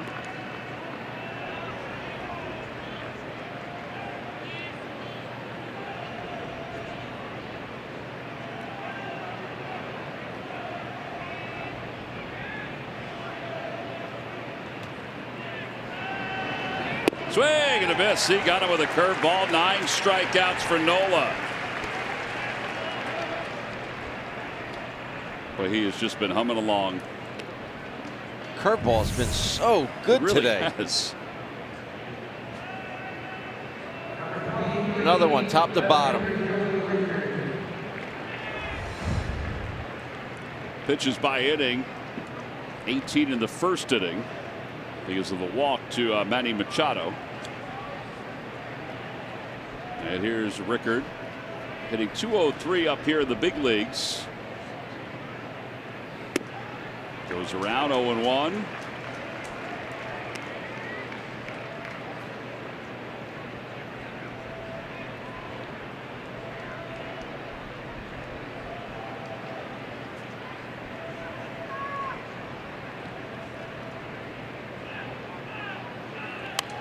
Oh, and 2.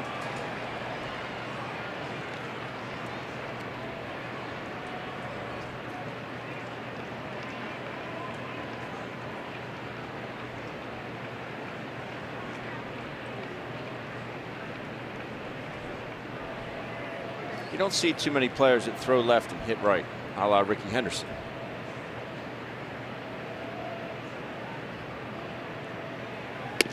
Yeah, when Ricky did it, there may have been, you can count them on your hand. When he was doing it. Cody Ross was another one that I remember that did it. Brian Hunter, is there a Brian Hunter? There were 2 of them. Yes, but one played for the Braves. Well, they both played for the Braves, I believe. Ooh, that's going to hurt somebody's hand. A ball, 2 strikes.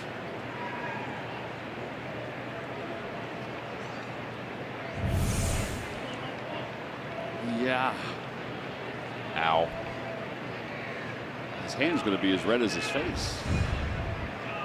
He got the ball though, didn't he? I think he did, yeah. Off the end of the bat, out towards shortstop on 1 hop. Kingree's got it. And they're 2 down. Time now for the Ram Truck Stump the Fans Trivia Quiz answer. All right, Ben, here we go. Who was the last Oriole pitcher to win the Cy Young Award? Well, you helped me out in saying that it wasn't a left-hander and that it wasn't Jim Palmer. The only one that came to mind would be Mussina or Mike Flanagan. I know Moose didn't win one, so I'm going to go with Mike Flanagan. Mike Flanagan is a good guess. It is incorrect. Now, this guy has something in common with you. With me? Yeah. With your current situation. There's a base hit by Beckham. That's his second hit of the day. And he'll put the brakes on as he turns around first. Reese got it in quickly. concern. He's going to eat a couple bratwursts at his uncle's house tonight. He might do that because of where he is now, where he is located now. When he won the Cy Young in 1980, he won 25 games. It's a lot of games, isn't it? That is a lot of games. Yeah. And he's a right-hander. Yeah. Finished with 107 wins in his 11-year career, but his career did not end in baseball at that point. So he's still in baseball. So he's an announcer. He is. Steve Stone? Steve Stone is correct, Ben Davis. Log back on to Phillies.com to find out if you're the winner. 1980. Yes. Mike Flanagan won it in 79. Oh.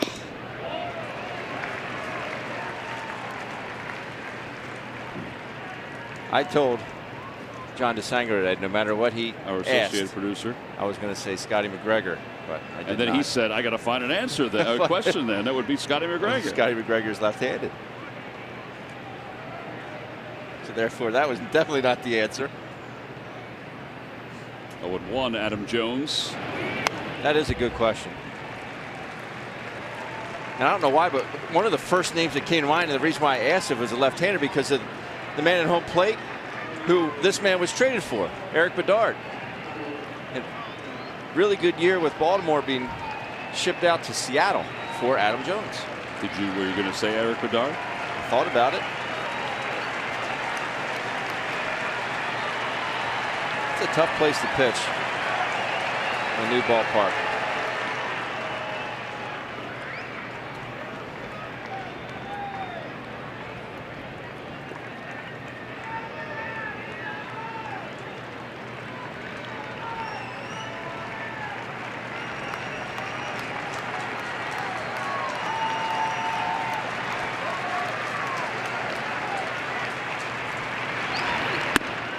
Fastball high at 93 to Jones. 96 pitches for Nola. Machado's on deck.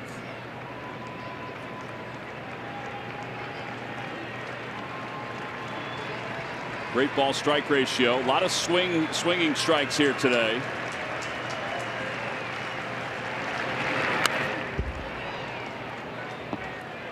How do you get Adam Jones off your fastball here? The count 1-2. There have been 16 swinging strikes and 23 called strikes. The highest velocity has been 95 by Nola.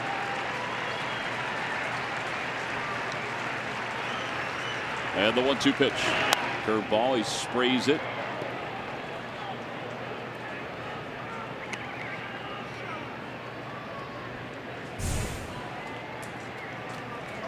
This is an emergency hack right here.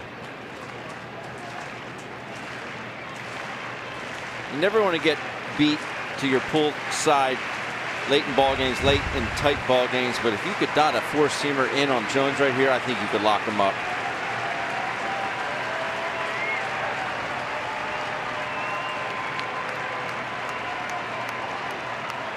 They're going to go outside.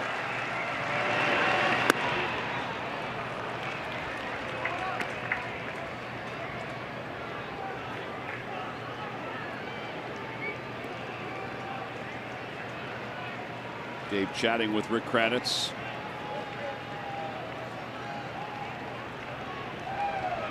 With Arano warming up in the bullpen.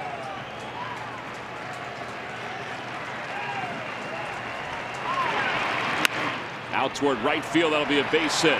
Beckham is around second. He hesitated for a moment, but he'll go to third. Now that means first and third with two men down. So Jones has his second hit. And here comes Gabe Kapler.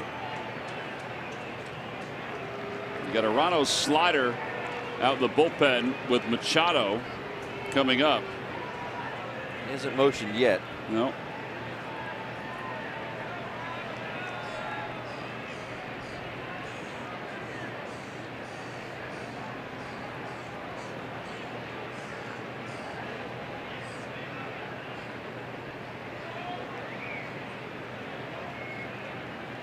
All right, it looks like he's going to keep him in, at least right now. Jerry Davis going out to break up the conversation. He's going to keep him in. And this is something that Aaron Nola has earned. So he came out and he said something almost immediately to Aaron. So that was. How you feeling? And then he had a conversation with everybody else. So was that a scouting report on Machado? That was throwing through here. If Jones decides to run, are they going to throw through? Are they going to pump fake throw to third? Are they just going to flat out eat it and let Jones have the bag? What would you do? Would you throw through with Alfaro? I would throw through. Absolutely. I'd throw through. He gets a great jump, then you eat it. That's a weapon behind home plate. Might as well use it. Machado is 0 for 2 with a walk.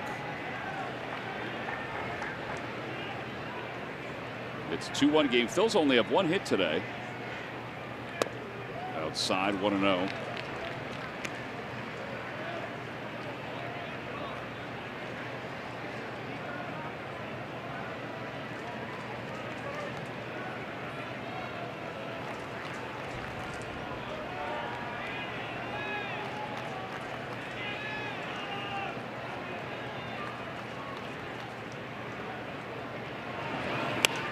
Popped up foul.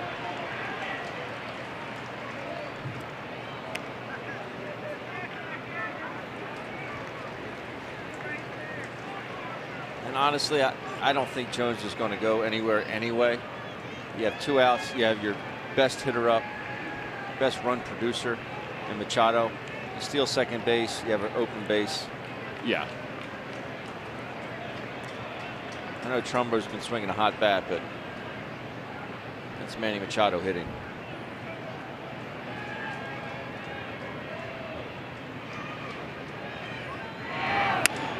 In the air to right center field. It's not deep. Out is Hernandez, and he makes the basket catch, and the inning is over. On the dead run, angled with his back to the infield, Cesar Hernandez saves the inning for Aaron Nola and the Phils. No runs, 2 hits, and 2 men left. He's the only guy that could have made this play. We'll go to the bottom of the 7th, and the Phillies still hanging on to a 1-run lead.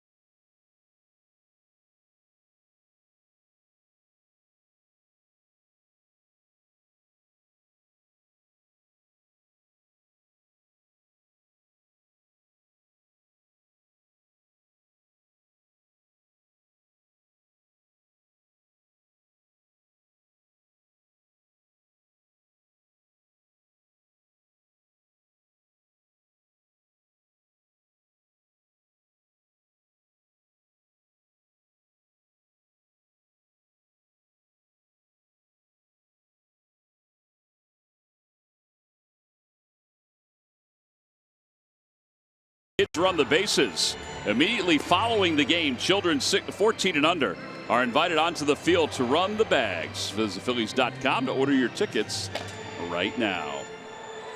Well, the Phillies lead it 2-1 as we go to the bottom of the 7th inning. Our GMC precision play. Cesar Hernandez did an excellent job getting back and making this grab. We knew Nick Williams just wasn't going to get there. He pulls up and has to get out of the way of Cesar. Abort, abort. What a play by Cesar. That is your GMC precision play of the game and possibly a game saver. Aaron's day is most likely done. He's going over some things with Rick Kranitz.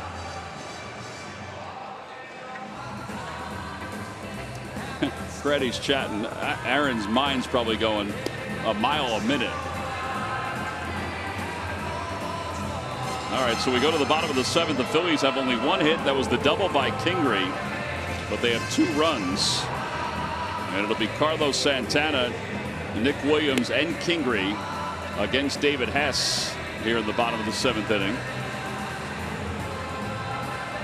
Oh, another solid outing for Aaron Nola. His earned run average continues to dip. He's in line to possibly tie John Lester for wins by a National League pitcher. Be nice to get him some insurance runs here.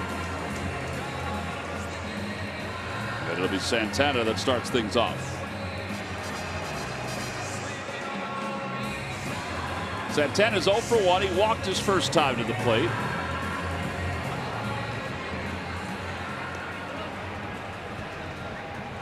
Aaron's ERA down to 2.41.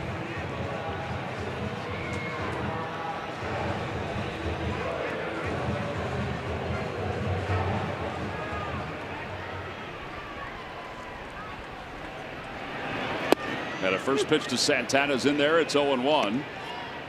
It's the 3rd time that Carlos has led off an inning. Well, the Orioles pitching staff has been very good today. I mean, there's 2 guys. Jeffrey Ramirez, 5 innings, 1 hit, and 2 runs.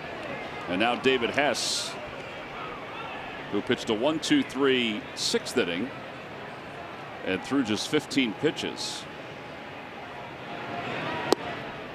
Close one. It's 1-2.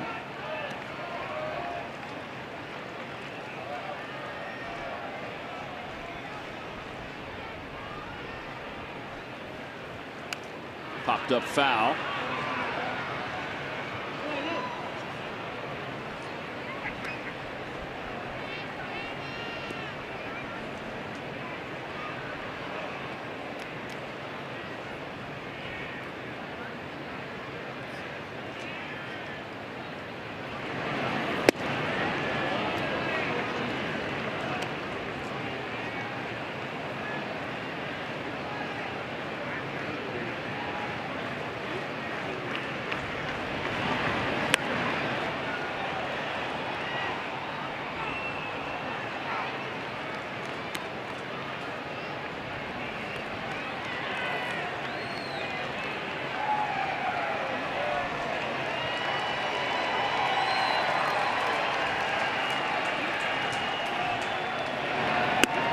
Three balls and 2 strikes.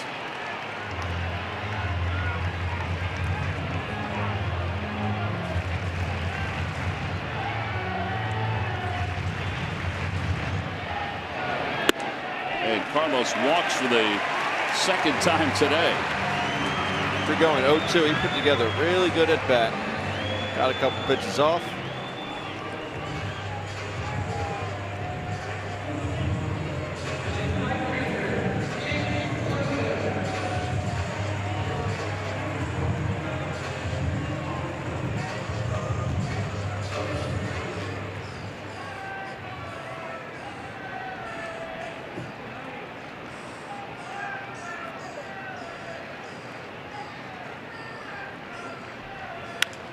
Nick fouls it off to the left side.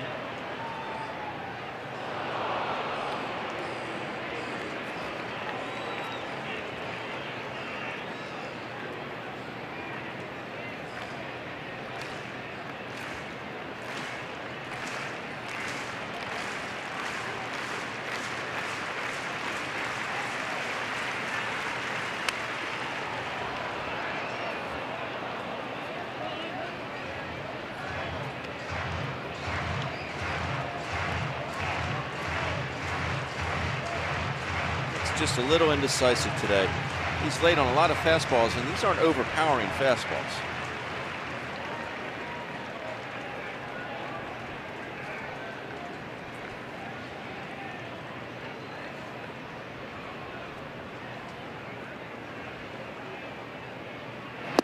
Outside, 1-2.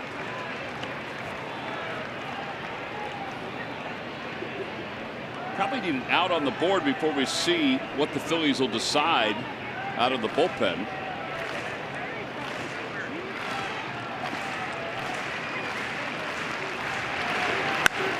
Out towards center field. Jones on the run. It is gone! A 2-run home run by Nick Williams. It's now 4-1 Phils. He speeds him up with an off-speed pitch here. Slider, I believe it was. Bullpen loving it. Bounce right up to him. Boy, that's nice to get a little breathing room, T-Mac. 10 home runs now for Nick Williams. He wasn't indecisive on that one. No, he was not. Yeah, it's it. I mean, that pitch said, hit me, Nick. He knows it. Betts loves it.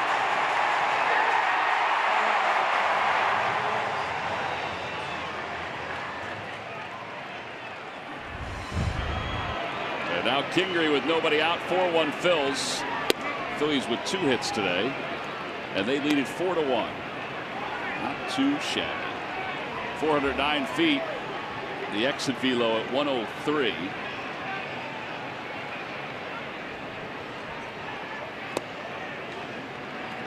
Two balls, no strikes. Those 4 runs on the board, I'd say that the Phillies offense is opportunistic. Yes, sir. Got to be sometimes.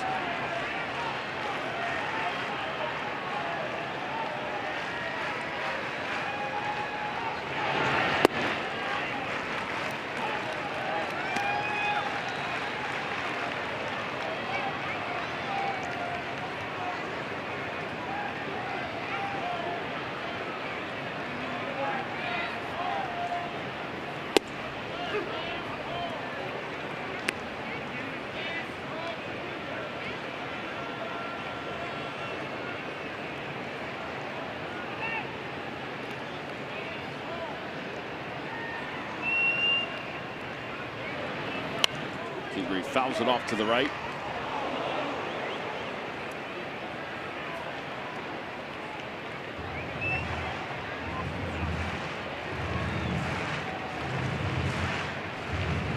Bullpen action again. Mike Wright Jr. out of the pen for the Orioles.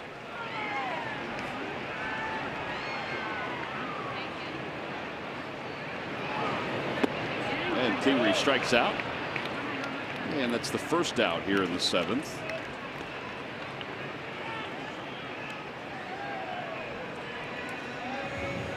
And Jorge Alfaro's coming up.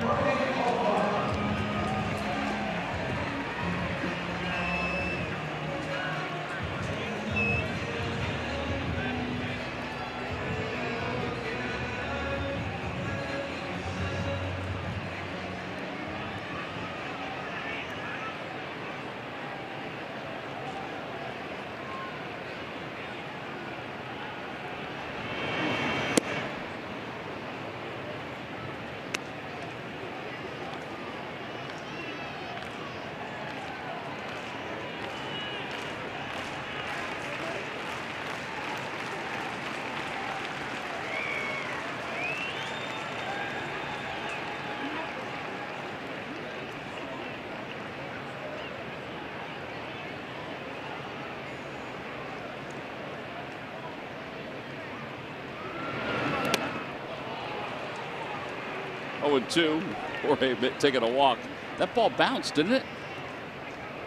Yeah, he's reading fastball all the way, and I mean this pitch not real close. I mean, he started swinging as soon as it was out of his hand. It bounced.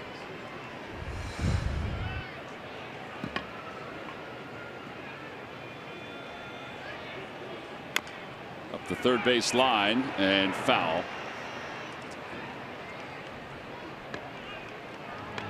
Coming up after the ball game, it's Phillies post-game live presented by Cure Auto Insurance. Michael Marquette and Ricky Metallica are standing by. They get a chance to talk about Aaron Nola's outing today. And the Phillies with only a couple hits, but as Ben said, very opportunistic. Again, that's coming up on Cure Auto Insurance presents Phillies post-game live.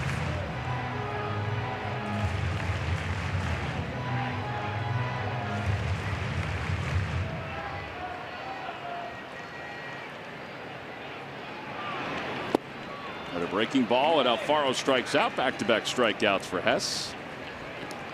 And here's Franco.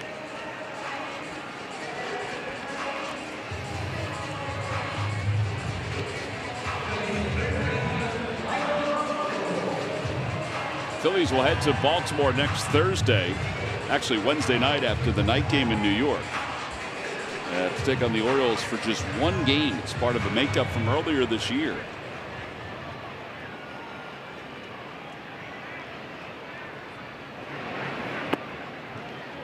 The road trip coming up is Pittsburgh, then New York. 4 games in New York in 3 days.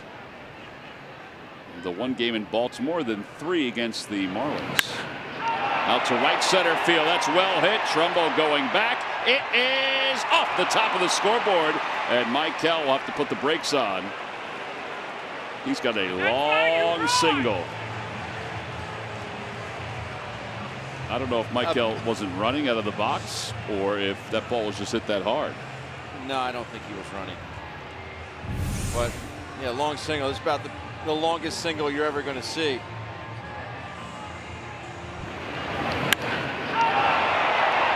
At that point, I think he thought it was gone. Yeah.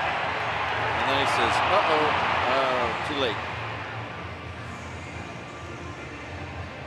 Hit right off the little fence above the scoreboard. And that'll bring Altair up as a pinch hitter.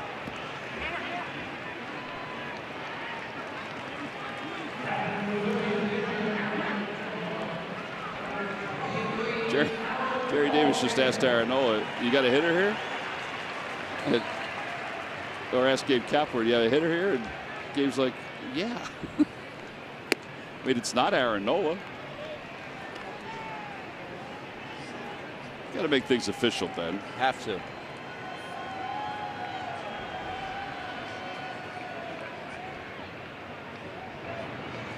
Rules are rules, T-Mac. Yep.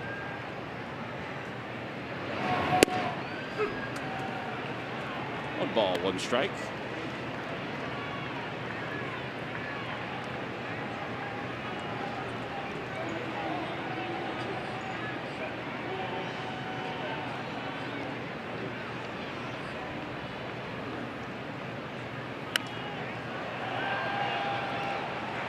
Oh, nice catch by another youngster.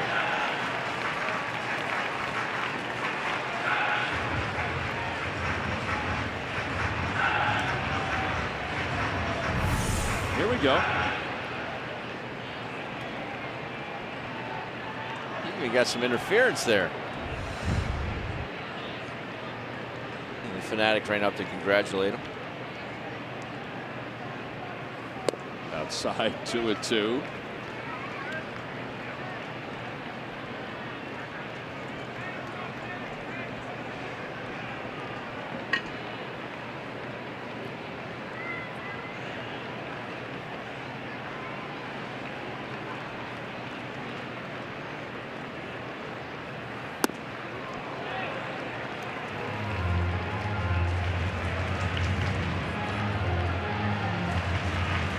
Fanatic has found an Orioles fan and will not allow that Oriole fan now to watch the game. With 2 outs here in the 7th.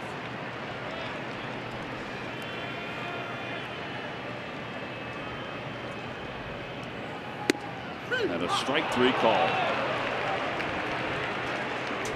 3 strikeouts in the inning for Hess, but the Phillies get 2 more runs on the home run by Nick Williams. The second of 3 hits on the day for the Phillies. We have completed 7. We go to the 8th inning into the Phillies bullpen, and the Phillies on top 4-1.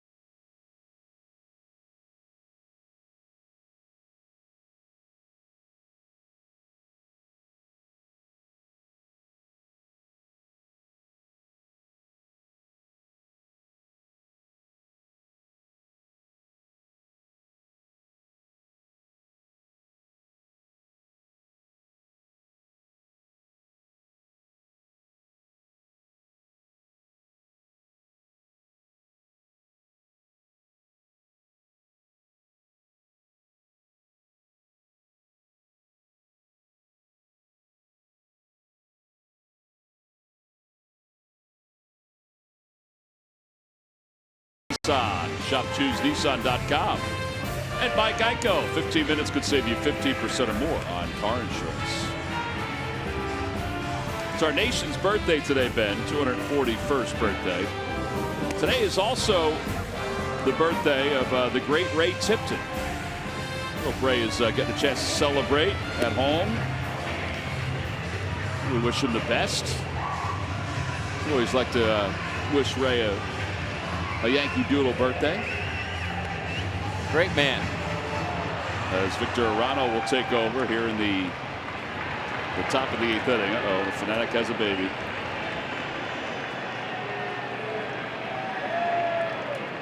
Arano.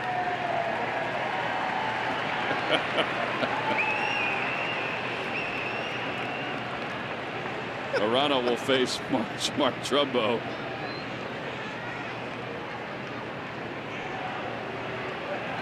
Swing and a miss.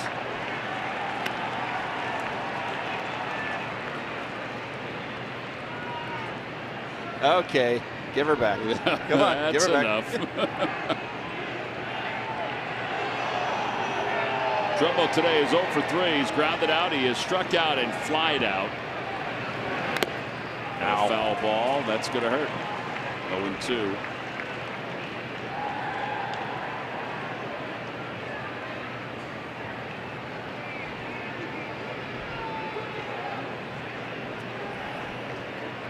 Just nothing you can do. Saw Jerry Davis get smoked in the forearm earlier, and this is going to happen to Jorge. Bigger catchers get hit more because they just simply take up more space.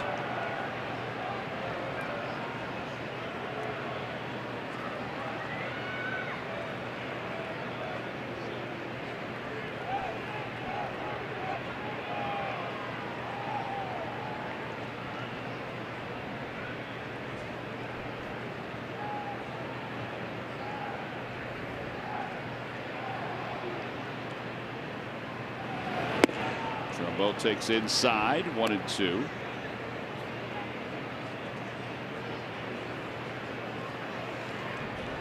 Earlier today, Murph talked about the opening ceremonies that took place. The salute to veterans here at Citizens Bank Park. As Trumbo takes outside, there were 3 veterans of World War II. As Adam Morgan starts to throw, including 100-year-old Lieutenant Colonel Jake Parvin.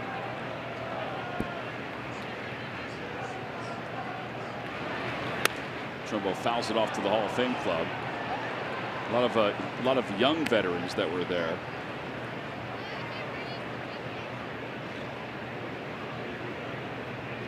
Man, what's going on in the world in 1918? Amazing. It is pretty incredible. That is incredible. 2 balls and 2 strikes in the dirt. 3-2.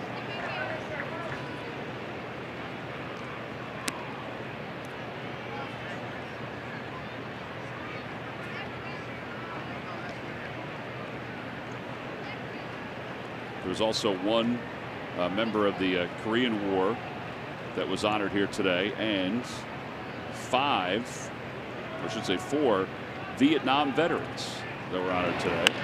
Trumbo to the left side. Kingery is up with it, and 1 out. With 1 away, Chris Davis coming up. Let's check in with Greg Murphy. Murph. All right, thanks, Tom. Time for the Major League Notebook, brought to you by the University of Maryland, University College. The New York Yankees continue to help out the Phillies. They beat the Braves today 6-2. But the big story in that one was what happened in the 4th inning. That's when Kyle Higashioka, the Yankees catcher, got his 3rd Major League hit. Now, that in and of itself is not that big of a story, but it's his 3rd Major League hit, and it's his 3rd home run. He's only the 2nd Yankee ever to start off their Major League career with their first 3 hits being home runs. Alfonso Soriano was the other one to do that. And the Cubs, Javier Baez, he's a fun player to watch, that we know. In the 4th inning today, he stole second base, and there was an overthrow. He stole, so he went to third on that. And then the next pitch, he stole home. It's the 2nd time this year he has stolen home, and the 4th time in his career. So he's only the 5th player to ever steal home twice in one season. Guy's fast. Very fast. Yeah. Carlos Santana is actually one of the guys that's stolen home this year. He was in the back end of a double steal. No balls and 2 strikes to Davis. Hit a bit high. You'd think he'd be out of breath. You steal second base, there's an overthrow, so you got to bust it to third. And on the very next pitch, he steals home. He'd be exhausted.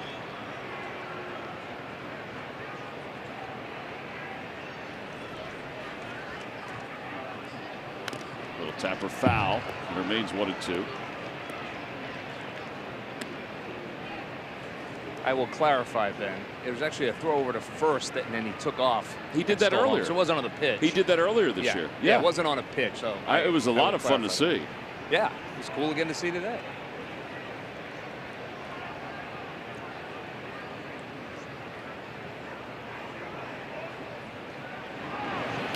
Swing and a foul tip. Davis strikes out, 2 away. Jorge's got to throw it to Michael all the way up the other side of second base.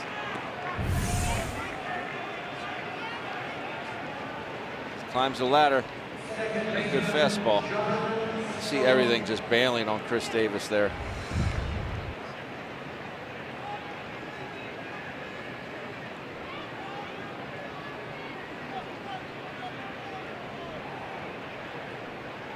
So here's Jonathan Scope.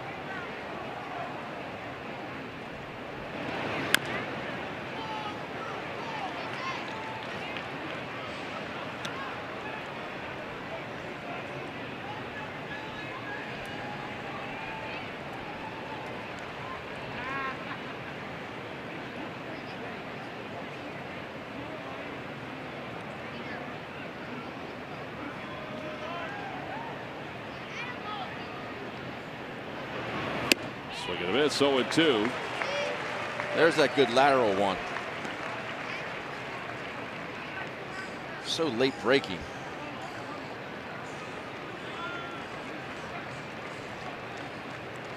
I said it was the 241st birthday. It's 242nd. What am I saying? I'm reading the script here. It says 241, and then I'm doing the math in my head. I'm saying, wait a minute. I apologize for missing that year, Ben. Because I know it's been a very fruitful last year for you. I apologize for missing it.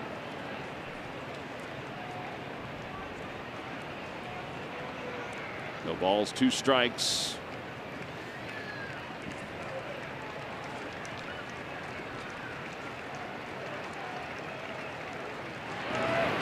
Fouled it back.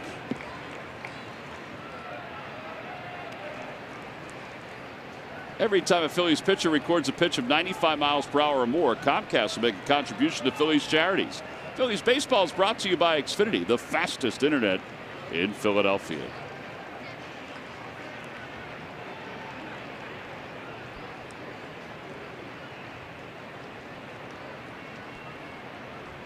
No balls, 2 strikes. Another foul ball.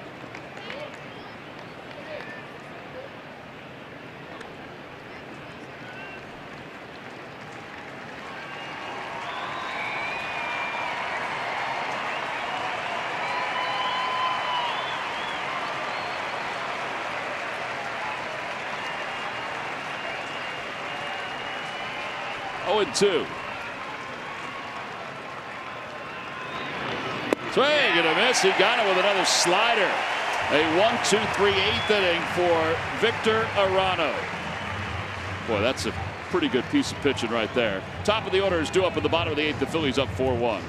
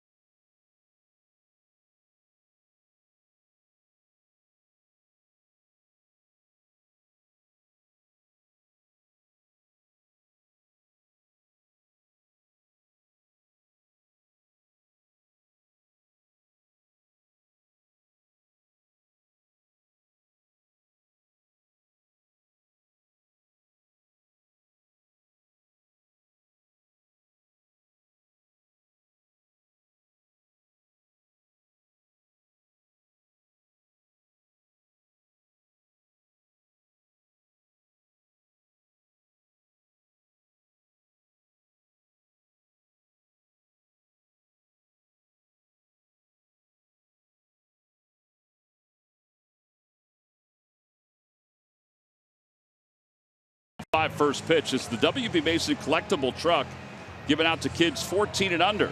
Arrive pregame for photo night before the Phils ball game. Gates open at 5:05. It's always a great night. Get your tickets by going to Phillies.com. Bottom of the 8th inning. Phillies lead at 4-1.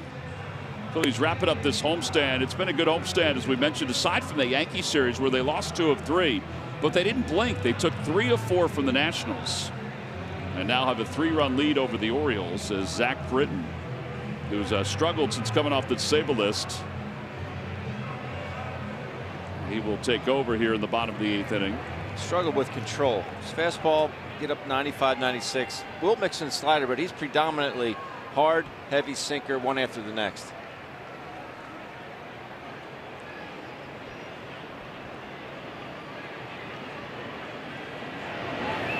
At a first pitch fastball 94, it's low. Well, we know the Braves lost to the Yankees earlier 6-2, so the win today, the Phils would gain a game on Atlanta and distance themselves a game from the Nationals. The current standings have Washington 7 back, the Phillies 2 back. And again, the Phillies and the Braves won't see each other until the end of September. But they'll see each other a lot. 6 games at the end of September.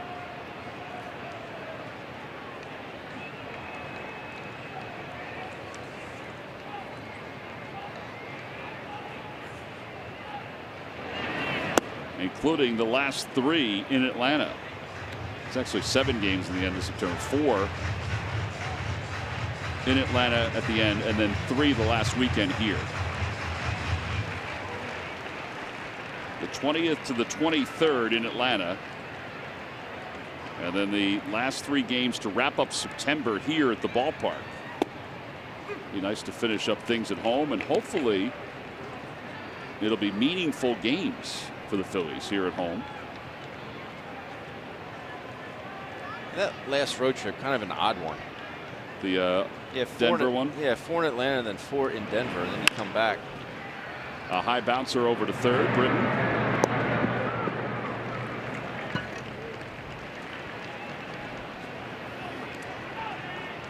And 1 out. Well, let's hope they have it all wrapped up. Playoff spot all wrapped up before that.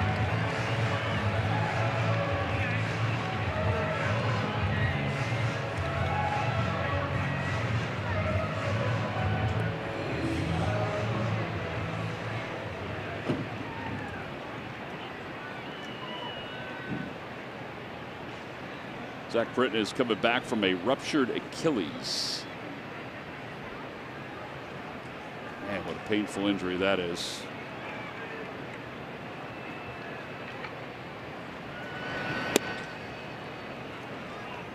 Dominant closer in 2016, 47 saves.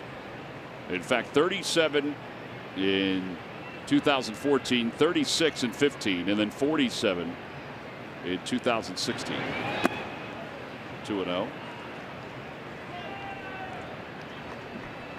I think if he shows he's healthy, and if he shows he has command, he also will be a trade candidate. Yeah. Such a weapon. Obviously can get righties and lefties out. He was asked how he's able to get so much sink on his ball. He said, my hands are so little. He just can't create a whole lot of backspin. He said, I just grab it and throw it. And he said, it's just natural. He said, I just can't really get my hand around a baseball.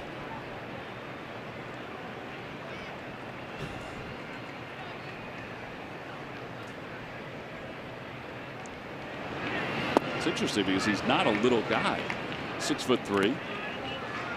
I mean, it's amazing. I've watched him pitch over the years, but it's 94 to 96.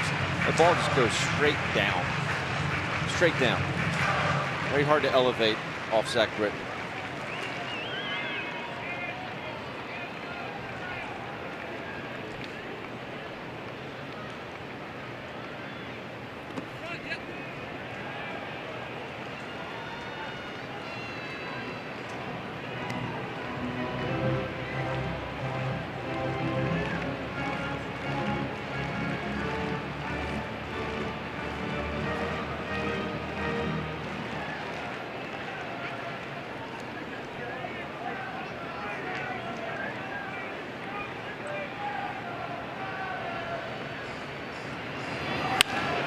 third base, and Beckham will take care of Hoskins just as he did with Cesar.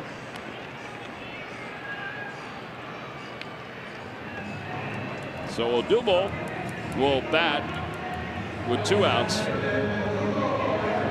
4 runs have been scored today by the 4, 5, and 6 hitters. 2 by Nick Williams.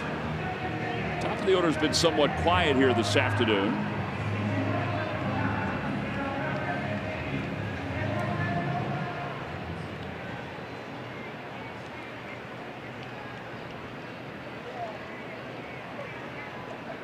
Adam Morgan is loosening in the bullpen for the Phillies.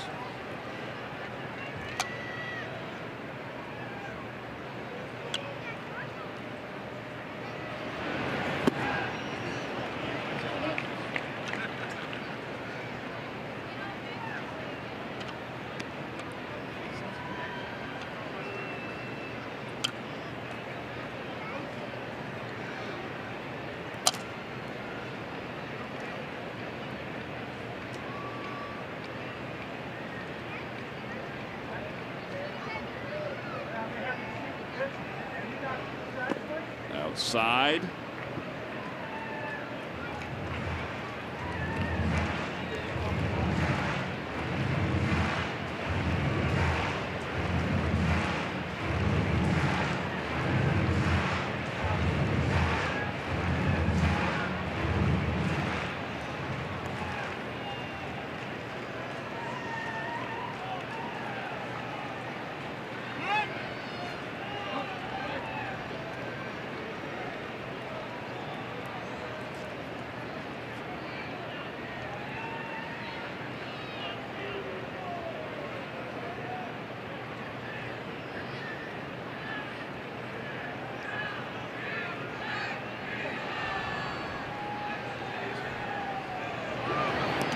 In the dirt, and 2-1. Wow. Bounced about 3 feet in front of the plate.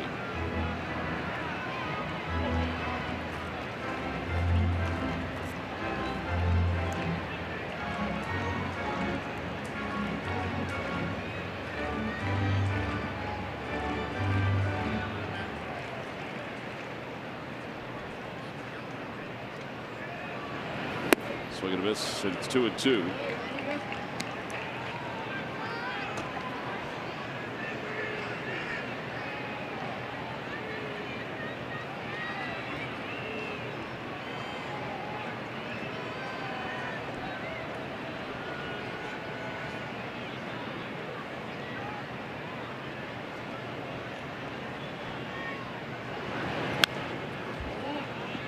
There's your slider.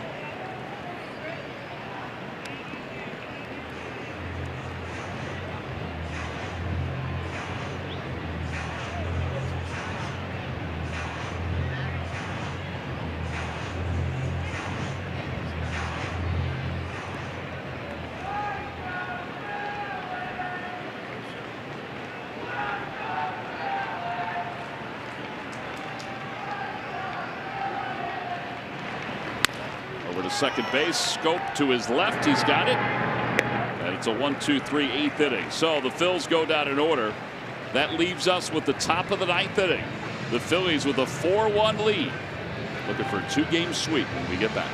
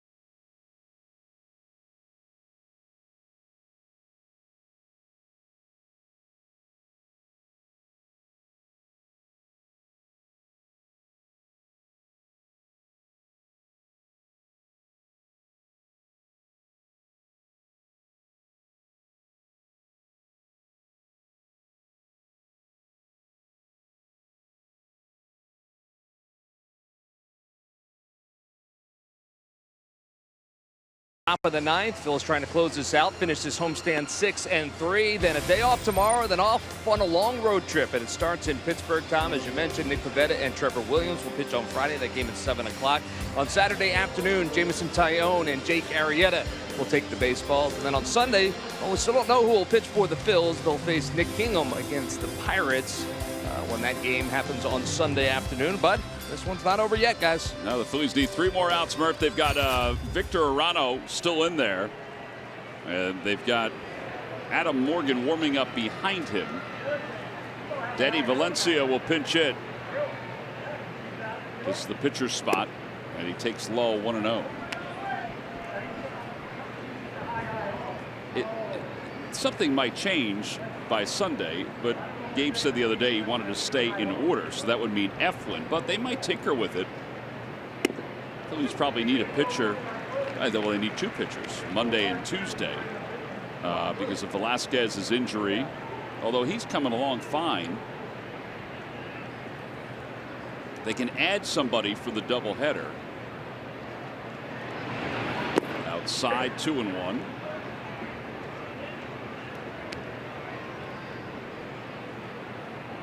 Zach said after the ball game last night that the blister's fine. Right. You know, that the one that was affecting him. I saw him playing catch with Nick Pivetta today before the game. Inside, 3-1.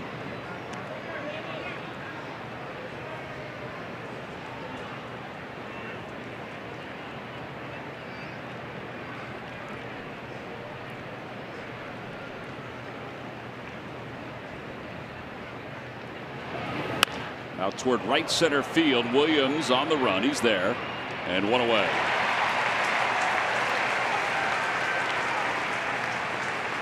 And Francisco is coming up.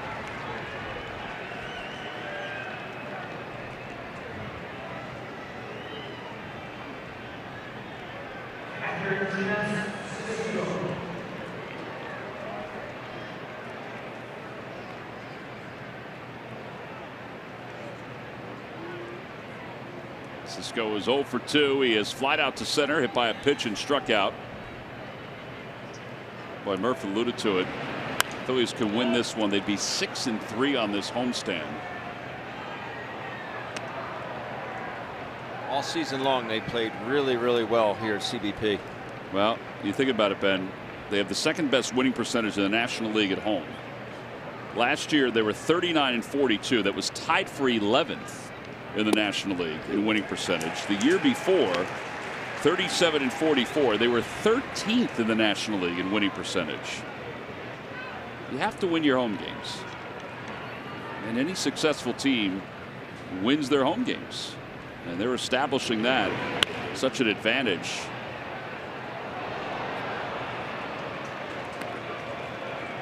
No balls, 2 strikes to Cisco.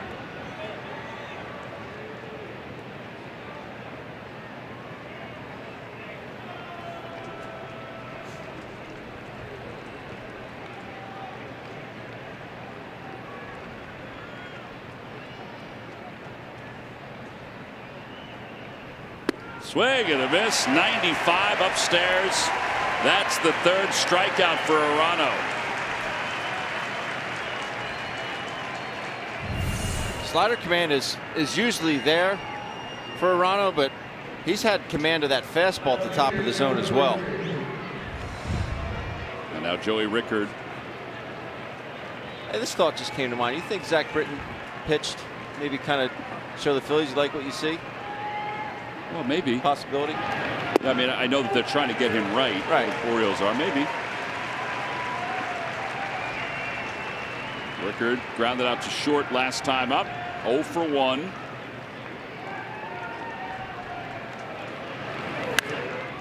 No balls, 2 strikes.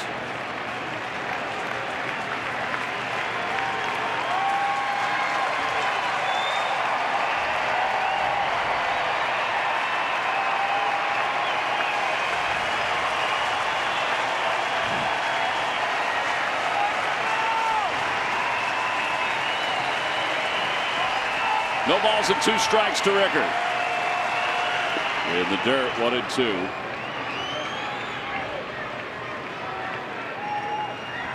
trying to get the last out and not turn the lineup over. Beckham's had the hot hand today. Jones has been hot. Beckham's in the on-deck circle. Just ended here. 30,000 and change watching today's ball game. 1 ball and 2 strikes to Rickard. Outside.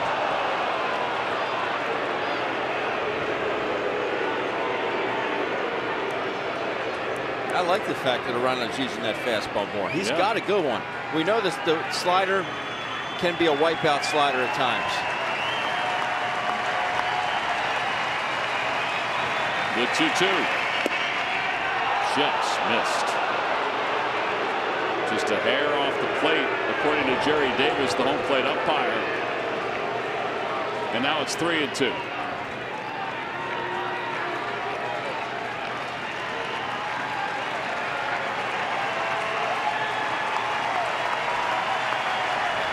Back at it again, trying to seal the deal. Check swing. Did not go, and the game will continue. Beckham's coming up.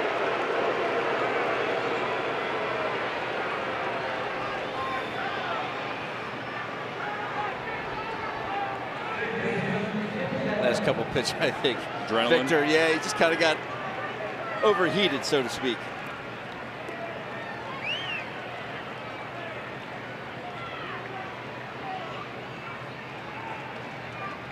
Get the RPMs down here.